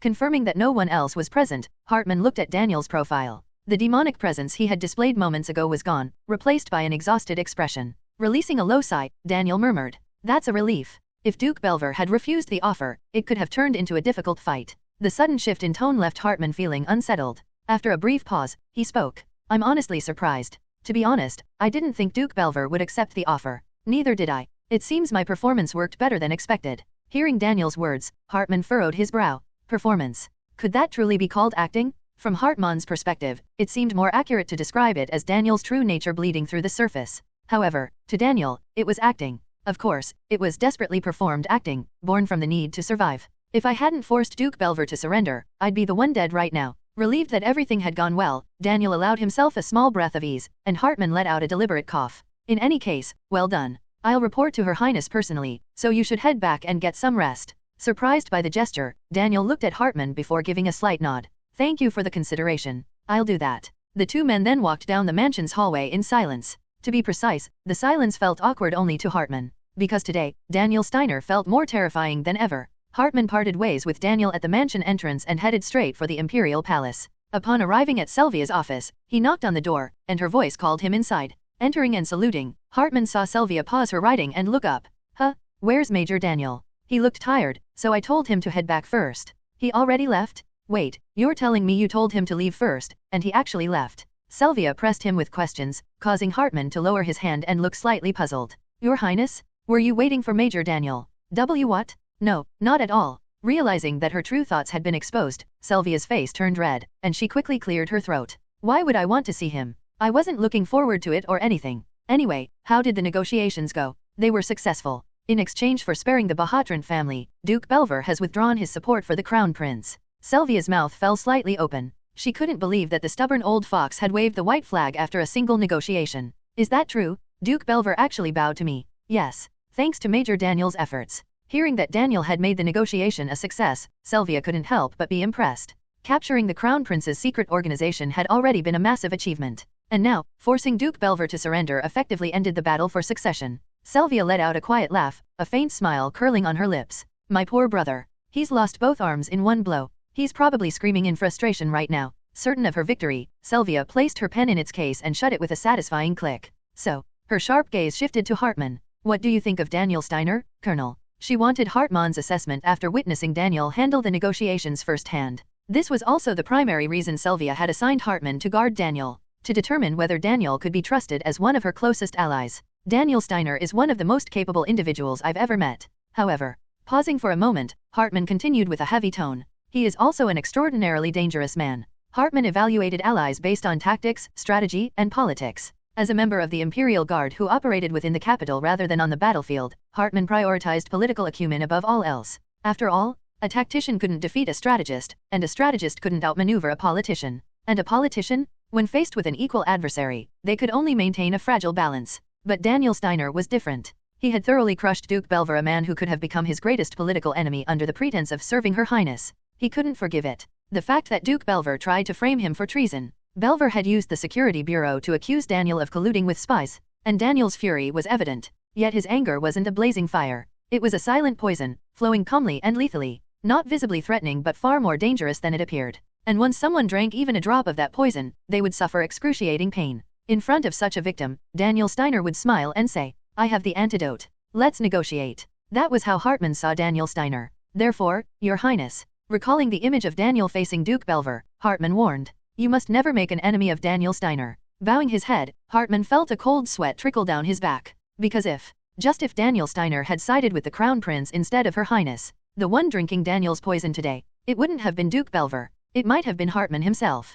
Hartman's consideration allowed me to return straight to my quarters and rest. The next morning, I reported to the General Staff Headquarters. The clear skies without a single cloud and the refreshing breeze put me in a good mood, but that mood vanished the moment I stepped inside the headquarters. Everyone I passed in the corridors treated me as if I were some kind of ghost. Those of lower rank stiffened and saluted me nervously, while higher-ranking officers barely managed to acknowledge my salute, avoiding eye contact as they hastily returned the gesture. Wondering what was going on, I decided to stop by the break room for coffee, and there, I uncovered the source of the commotion. The personnel officers had gathered and were openly discussing me. Did you hear? That operations officer Daniel Steiner pretended to take leave but was actually on a mission for Her Highness. I heard he even visited Duke Belver's mansion. He was with Colonel Hartman, Her Highness's chief bodyguard. Now that he's a war hero, maybe he's planning to step into politics. Either way, let's make sure we don't cross Daniel Steiner. We can't afford to get caught up in his mess. And the Personnel Planning Department Major, who had been rambling, abruptly cut off his sentence when he noticed me. Frozen in surprise, the Major forced an awkward smile in my direction.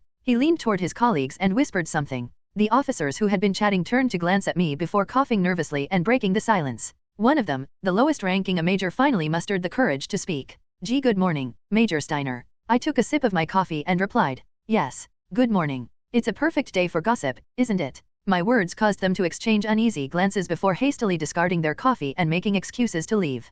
Come to think of it, I have some urgent work to take care of.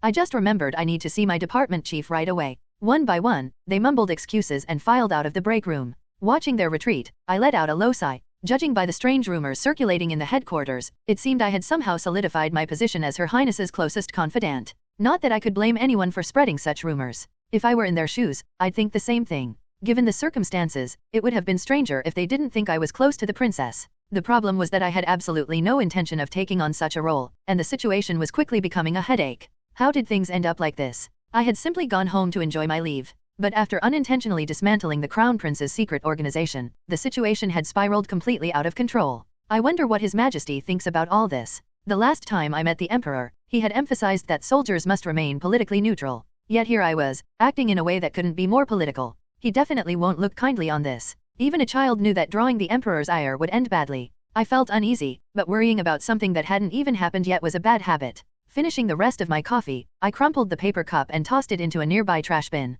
Grabbing my briefcase, I left the break room and climbed the stairs to my private office. Opening the door, I saw Lucy already at her desk, working as usual. Sensing my presence, she looked up and immediately stood to salute. Major Steiner, you're early today. I couldn't sleep for some reason. Anyway, you won't have to worry about the security bureau anymore. Did you take care of it? I nodded and started walking toward my desk but stopped abruptly. There was a box sitting neatly on my desk, tied with a ribbon. Curious, I approached and tapped the box lightly. What's this? Looks suspicious. It's apple strudel. I thought you might like it. Huh?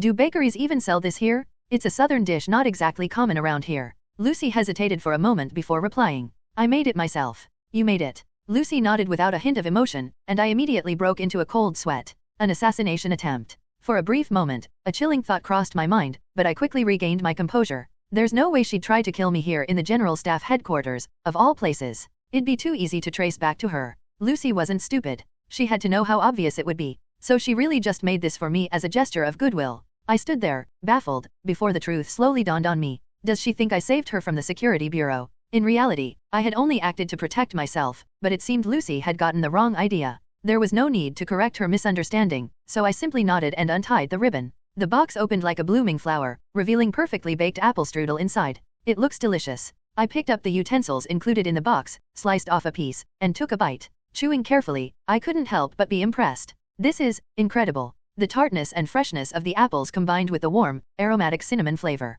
The walnuts and almonds added a crunchy texture, while the sugar and raisins subtly asserted their presence. The pastry was baked to perfection, with a rich, buttery flavor. I had eaten plenty of apple strudels before, but this was easily the best I'd ever tasted. You could open a bakery with this. Do you cook often? It was an innocent question, but Lucy blinked in surprise, as if she hadn't expected the compliment. After a brief pause, she spoke. No, not really. I bought a cookbook yesterday and practiced. Lucy trailed off mid-sentence, falling silent. Lucy's expression looked as though she was mortified, like she had just admitted, I practiced cooking for you. After a moment of struggling with her emotions, she regained her composure and said calmly, it's my way of repaying you for looking out for me yesterday. She bowed her head slightly before returning to her seat. Though she quickly adopted a neutral expression and dove back into her work, her ears betrayed her they were faintly red. And on top of that, noticing the bandage wrapped around her left index finger, I realized she must have injured herself while preparing the dish. She probably cut herself while slicing the apples. Practicing cooking just to serve her superior, it was praiseworthy enough to make me want to overdo the compliments.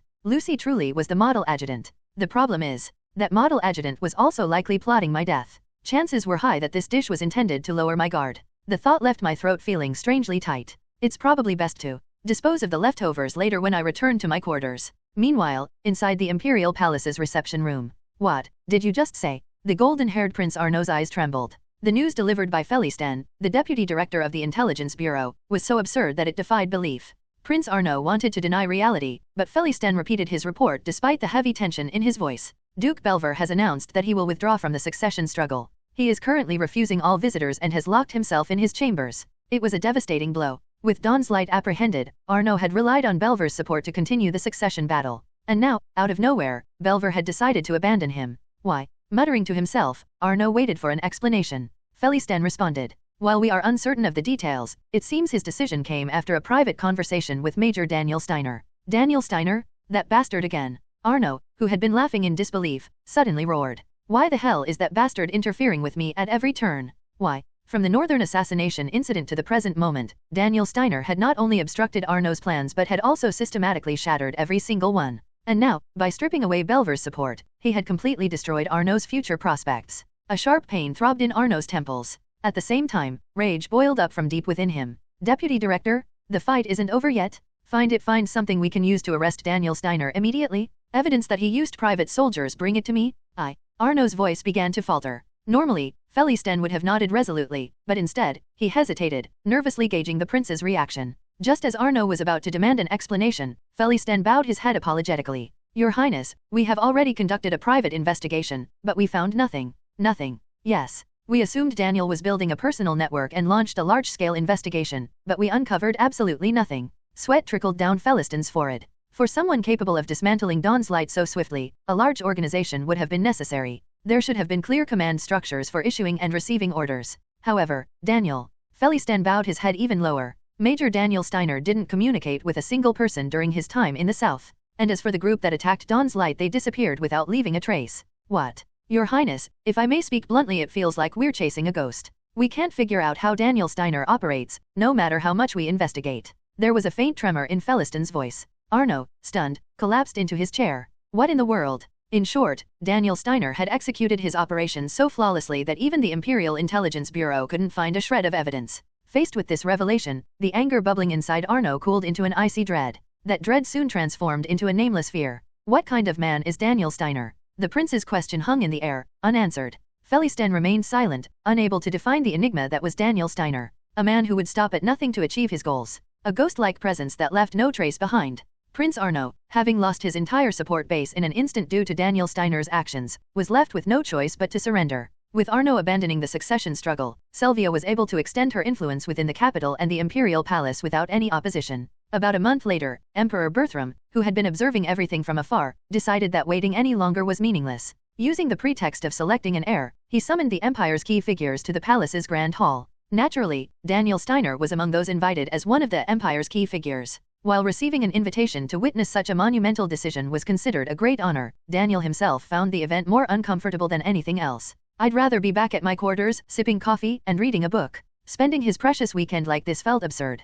Letting out a quiet sigh, Daniel scanned the surroundings. The grand hall of the palace, adorned with elegant and refined architecture, was filled with ministers of the court, including Duke Belver. Lined up alongside them were high-ranking military officers and ministers responsible for governing the nation. For Daniel, awkwardly wedged among such powerful figures, the experience was nothing short of excruciating. A lot of them seemed to be glaring at me. No one spoke to him, but he could feel the side glances. It was only natural for the higher UPS to direct hostility toward a mere major who somehow secured a seat in the palace's grand hall. Deciding it was best to avoid unnecessary eye contact, Daniel focused his gaze forward. Seated upon the throne, wearing a white uniform symbolizing the imperial family, was Emperor Bertram. The frail appearance Daniel had witnessed in the emperor's private chambers was nowhere to be seen. Clad in royal regalia, Bertram exuded authority. "Raise your heads, my children." At Bertram's solemn voice, Sylvia and Arno, both kneeling on the red carpet, raised their heads. They, too, wore white uniforms that marked their status as royalty. "I trust you both know why I've summoned you here before these distinguished leaders of the empire." Hearing Bertram's words, Sylvia and Arno swallowed nervously. Though their reactions were the same, Sylvia's eyes glimmered with triumph while Arno's radiated defeat. "As everyone here is aware, my failing health prevents me from properly overseeing the affairs of state. So let us dispense with formalities and get straight to the point. Today, my successor will be chosen." No one in the hall was surprised. The decision had been anticipated for some time, so the crowd simply waited in silence. Bertram, seemingly pleased by the quiet, gazed down at his children. "Are you both prepared to accept my decision?" "I am prepared," Sylvia replied without hesitation. Arno, however, took a moment before muttering, "I am prepared." Satisfied with their responses, Bertram gave a slight nod and declared, "Then I shall now name my successor, Sylvia von Amberg." Sylvia rose to her feet at the sound of her name. Bertram continued, "I have recognized your abilities and deemed you worthy of becoming the next emperor. Will you prove that my foresight was not mistaken?" "Yes, your majesty. I will prove it without fail." "Good. From this moment onward, you shall inherit my will and work tirelessly for the imperial family and the empire. Always remember to respect all citizens and strive to bring forth a just reign." Bertram's gaze swept the room. "Have you all heard? From this day forward, my successor is Sylvia von Amberg." His words were both an announcement and a command to throw full support behind Sylvia as the future empress. Understanding the emperor's intent, everyone in the hall bowed their heads in unison. "Yes, your majesty." Their unified voices resonated throughout the hall. Satisfied, Bertram's sharp eyes scanned the room before he spoke again. "With the successor named, it is time for her to start learning governance. I plan to entrust Sylvia with the authority of regency. What are your thoughts?" The word regency caused a brief stir among the audience. Before anyone could speak, Duke Belver stepped forward and bowed deeply. "Your Majesty, might it not be premature for Her Highness to assume regency? I believe it would be better for your Majesty to continue overseeing state affairs for a while longer." Bertram's expression sharpened. "Duke Belver, do you mean to overwork a dying man until I collapse? Do you seek my death?" Belver, sensing danger, bowed even lower. "I spoke out of turn, your Majesty. Please forgive my rudeness." With Belver retreating, the rest of the audience kept their mouths shut. Bertram, enjoying the silence, made his decision clear. "Since there are no further objections, I will proceed with the regency. 9 days from now, Sylvia will begin assisting me in governing the empire. Be sure to prepare accordingly." The room once again bowed their heads in unison. "Yes, your Majesty." Having swiftly secured their agreement, Bertram waved a hand, signaling the end of the assembly. "Now, you are all dismissed." The ministers and officials slowly exited the hall, followed by generals and corporate leaders. As the lowest-ranking officer present, Daniel remained in place, quietly waiting for his turn to leave. Bertram, watching him from the throne, wore a thoughtful expression. Most of the people here likely don't realize it. To those unfamiliar with palace politics, Daniel Steiner seemed no more than a loyal subordinate and obedient pawn acting under Sylvia's orders. But Bertram, having observed the series of incidents, knew better. Daniel Steiner hadn't been following Sylvia's orders. He had been following his own will. So, it was not Sylvia who had made herself the heir to the throne today, nor was it Emperor Bertram. From beginning to end, it had been Daniel Steiner who orchestrated everything. The man who claimed to have no interest in politics. Bertram let out a hollow laugh, shaking his head in disbelief. Then, raising a hand, he beckoned to the chief chamberlain standing nearby. Your Majesty, did you summon me? Yes. Do you see that man over there? The one with the major's insignia. Yes, I see him clearly. What do you think of him at first glance? The chief chamberlain blinked a few times before tilting his head slightly. If you're referring to his appearance, he looks a bit thin but handsome. Judging by the dark circles under his eyes, he seems like a young man burdened with responsibilities. Perhaps someone who worries about the future of this nation. Bertram nearly burst out laughing. Daniel Steiner? Worrying about the future of the nation? It was the most ridiculous thing he had heard all day. The chief chamberlain broke into a nervous sweat, unsure why Bertram was laughing so suddenly. After regaining his composure, the emperor finally spoke again. You never fail to amuse me. In any case, deliver a message to that man. Tell him I want to have a word with him at the shooting range. Though uncertain about the meaning behind the emperor's laughter, the chief chamberlain bowed politely and nodded. A short while later, Daniel, who had been preparing to leave, was stopped by the chief chamberlain and led to the palace's shooting range. There, he found Emperor Bertram holding a double-barreled shotgun. Why did he bring me here? Suspicion and tension simmered beneath the surface. Keeping his guard up, Daniel approached the emperor and saluted. Your Majesty, I was told you wished to see me. Oh, Bertram returned the salute in a playful manner before resting his finger on the shotgun's trigger. His gaze remained fixed on the open sky above the grassy field. Apologies for summoning you so suddenly. Have you ever tried trap shooting? A friend of mine used to enjoy it back in our cadet days, so I've only heard about it. Then this is the perfect chance to learn. Watch carefully. No sooner had Bertram finished speaking than a sharp whistle rang out, and 2 clay targets soared into the air. Without hesitation, Bertram raised the shotgun and fired twice. Bang, bang, both targets shattered mid-flight. Satisfied, Bertram lowered the gun. It's a simple sport. Given your marksmanship, I'm sure you'll find it easy. Your Majesty, am I to assume you called me here just to enjoy some shooting? Of course not. This is merely a way to build camaraderie. Bertram cracked the shotgun open, ejecting 2 spent shells, which clattered to the ground. A servant approached and handed him fresh cartridges. The primary reason I called you here is to reward you. A reward, Your Majesty? Yes. You went above and beyond for my daughter's sake.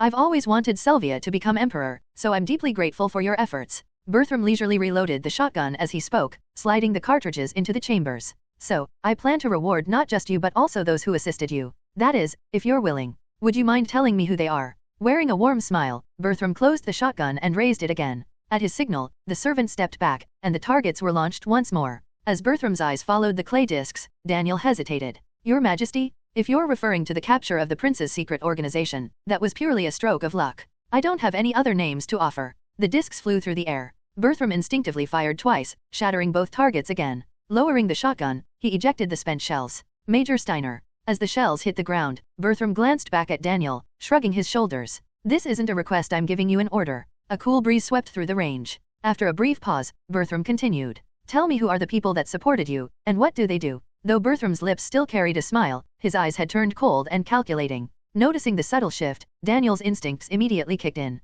This wasn't about giving out rewards. It was something else entirely. Sweat beaded on Daniel's forehead as he locked eyes with Bertram. The Emperor's deep suspicion toward him was unmistakable. Yet, Daniel truly knew nothing about the accusations being hurled at him, leaving him feeling helplessly wronged. How could he get out of this ridiculous situation? His mind raced, calculating possible exits, before he finally knelt on one knee. Your Majesty, I cannot fathom the reason for your words. This was the Emperor, the man who held absolute authority over the Empire. Ordering someone's execution on a whim was as easy as breathing for him. Acting too defiant could very well cost Daniel his life. Of course, given the circumstances, I fully understand why you would suspect me. Were I in your position, I would likely harbor the same doubts. However, I swear that I have no private organization or hidden militia under my command. Bertram responded with a low, amused chuckle. At his gesture, the nearby attendant, who had been frozen in place, hurriedly approached with a handful of cartridges. Taking the shells, Bertram reloaded his shotgun with practiced ease. No hidden organization, you say? With a sharp click, the barrels snapped shut. Strange. Then who were the armed forces that stormed ahead of you to capture Dawn's Light? According to the survivors, they were well trained. Your Majesty, with all due respect, I have no knowledge of that matter. You don't know. Bertram's voice remained calm, but the underlying menace was impossible to miss. Are you implying that I'm paranoid and rambling nonsense? The implication made Daniel's heart drop. He immediately bowed his head even lower. I wouldn't dare, Your Majesty. I'm merely stating that I am unaware of the matter in question. However, swallowing hard, Daniel continued. If your majesty is convinced that I command a private militia or secret faction, then I will humbly accept your judgment even if it is not true. Humbly accept? And how would you do that? Your majesty need only give the word, and I will resign from the military. I will return to a civilian life and completely withdraw from politics. Though Daniel spoke with sincerity, Bertram couldn't help but interpret his words as veiled defiance. To the emperor, it sounded like Daniel was warning him to think carefully about the consequences of persecuting a war hero without evidence. After all, emperors were not exempt from the laws they enforced. If an emperor disregarded justice, the credibility of the law would crumble. And once that credibility fell, corruption and abuse of power would inevitably follow. So, Daniel was essentially asking the emperor, are you going to destroy the empire's legal foundations with your own hands? Now I understand how this cunning bastard cornered Duke Belver. Bertram had known Daniel was no ordinary man, but he hadn't expected him to be this shrewd. After a brief silence, Bertram fixed his gaze on Daniel. Daniel Steiner, look at me. Daniel raised his head, and Bertram spoke again. Can you swear that there is no falsehood in what you've just said? Yes, your majesty. Daniel's response came without hesitation. Under the heavens and in the presence of God, I swear to your majesty that I have no hidden organization or militia under my command. Bertram studied Daniel's face for a long moment before finally nodding. Very well. I won't press the matter further. Stand up. Daniel stood as ordered, while Bertram motioned for the attendant to launch more clay targets. He then tossed the loaded double-barrel shotgun toward Daniel. Daniel instinctively caught it, his expression momentarily stiffening. Shoot. No sooner had Bertram given the command than 2 clay targets shot into the sky. Moving on reflex, Daniel raised the gun, tracking the trajectory of the discs. Rather than firing immediately, he carefully calculated the point where their paths would intersect. Then, bang! The shotgun roared, and the blast shattered both targets simultaneously. Bertram let out an impressed sigh. Even Daniel, who hadn't expected to hit both, blinked in disbelief before lowering the gun. As pieces of the clay discs rained down, Bertram turned to Daniel. Impressive marksmanship. Are you going to claim that was just luck too? Your majesty, that's enough. I have no interest in further debate. You look exhausted, go get some rest. I'll apologize for my poor attempt at humor earlier. An attendant stepped forward to retrieve the shotgun. Daniel hesitated, unsure if this was truly the end of their encounter. But when Bertram waved him away, he bowed deeply. It has been an honor to speak with your majesty. With that, Daniel turned and walked away at a measured pace. Bertram watched his retreating figure in silence until it disappeared. Just then, the air beside him rippled and distorted. As the optical camouflage lifted, Johannes Kuntz, captain of the Imperial Guard, emerged. Without looking at him, Bertram spoke. He's more cunning than I expected. I thought he might flinch when I mentioned rewards, but he didn't even blink. Johannes cast a sharp glance in the direction Daniel had left. If Daniel had been blinded by greed and confessed to having a private militia, what would your majesty have done? If he had confessed, I would have convened a military tribunal and sentenced him to death. Under imperial law, any soldier who privately amassed troops or formed a militia could face the death penalty. Had Daniel admitted guilt, his confession would have served as evidence, allowing Bertram to sentence him without hesitation. Of course, executing a war hero would have sparked public outrage, but Bertram had accounted for that as well. I would sentence him to death but leave the execution suspended. My daughter would undoubtedly oppose it fiercely. That way, I'd be portrayed as an emperor unable to execute punishment because of Selvia's pleas. Surely not. When the time comes, I will pass the throne to Selvia. And what do you think she'll do first? Johannes considered it carefully before nodding. She would pardon Daniel Steiner, viewing it as repaying his debt of gratitude. It would also strengthen her hold over him. Exactly. Not only that, but I would have leverage over him, the charge of running a secret organization. It would be like placing a leash around his neck, one I could pull whenever he bared his fangs.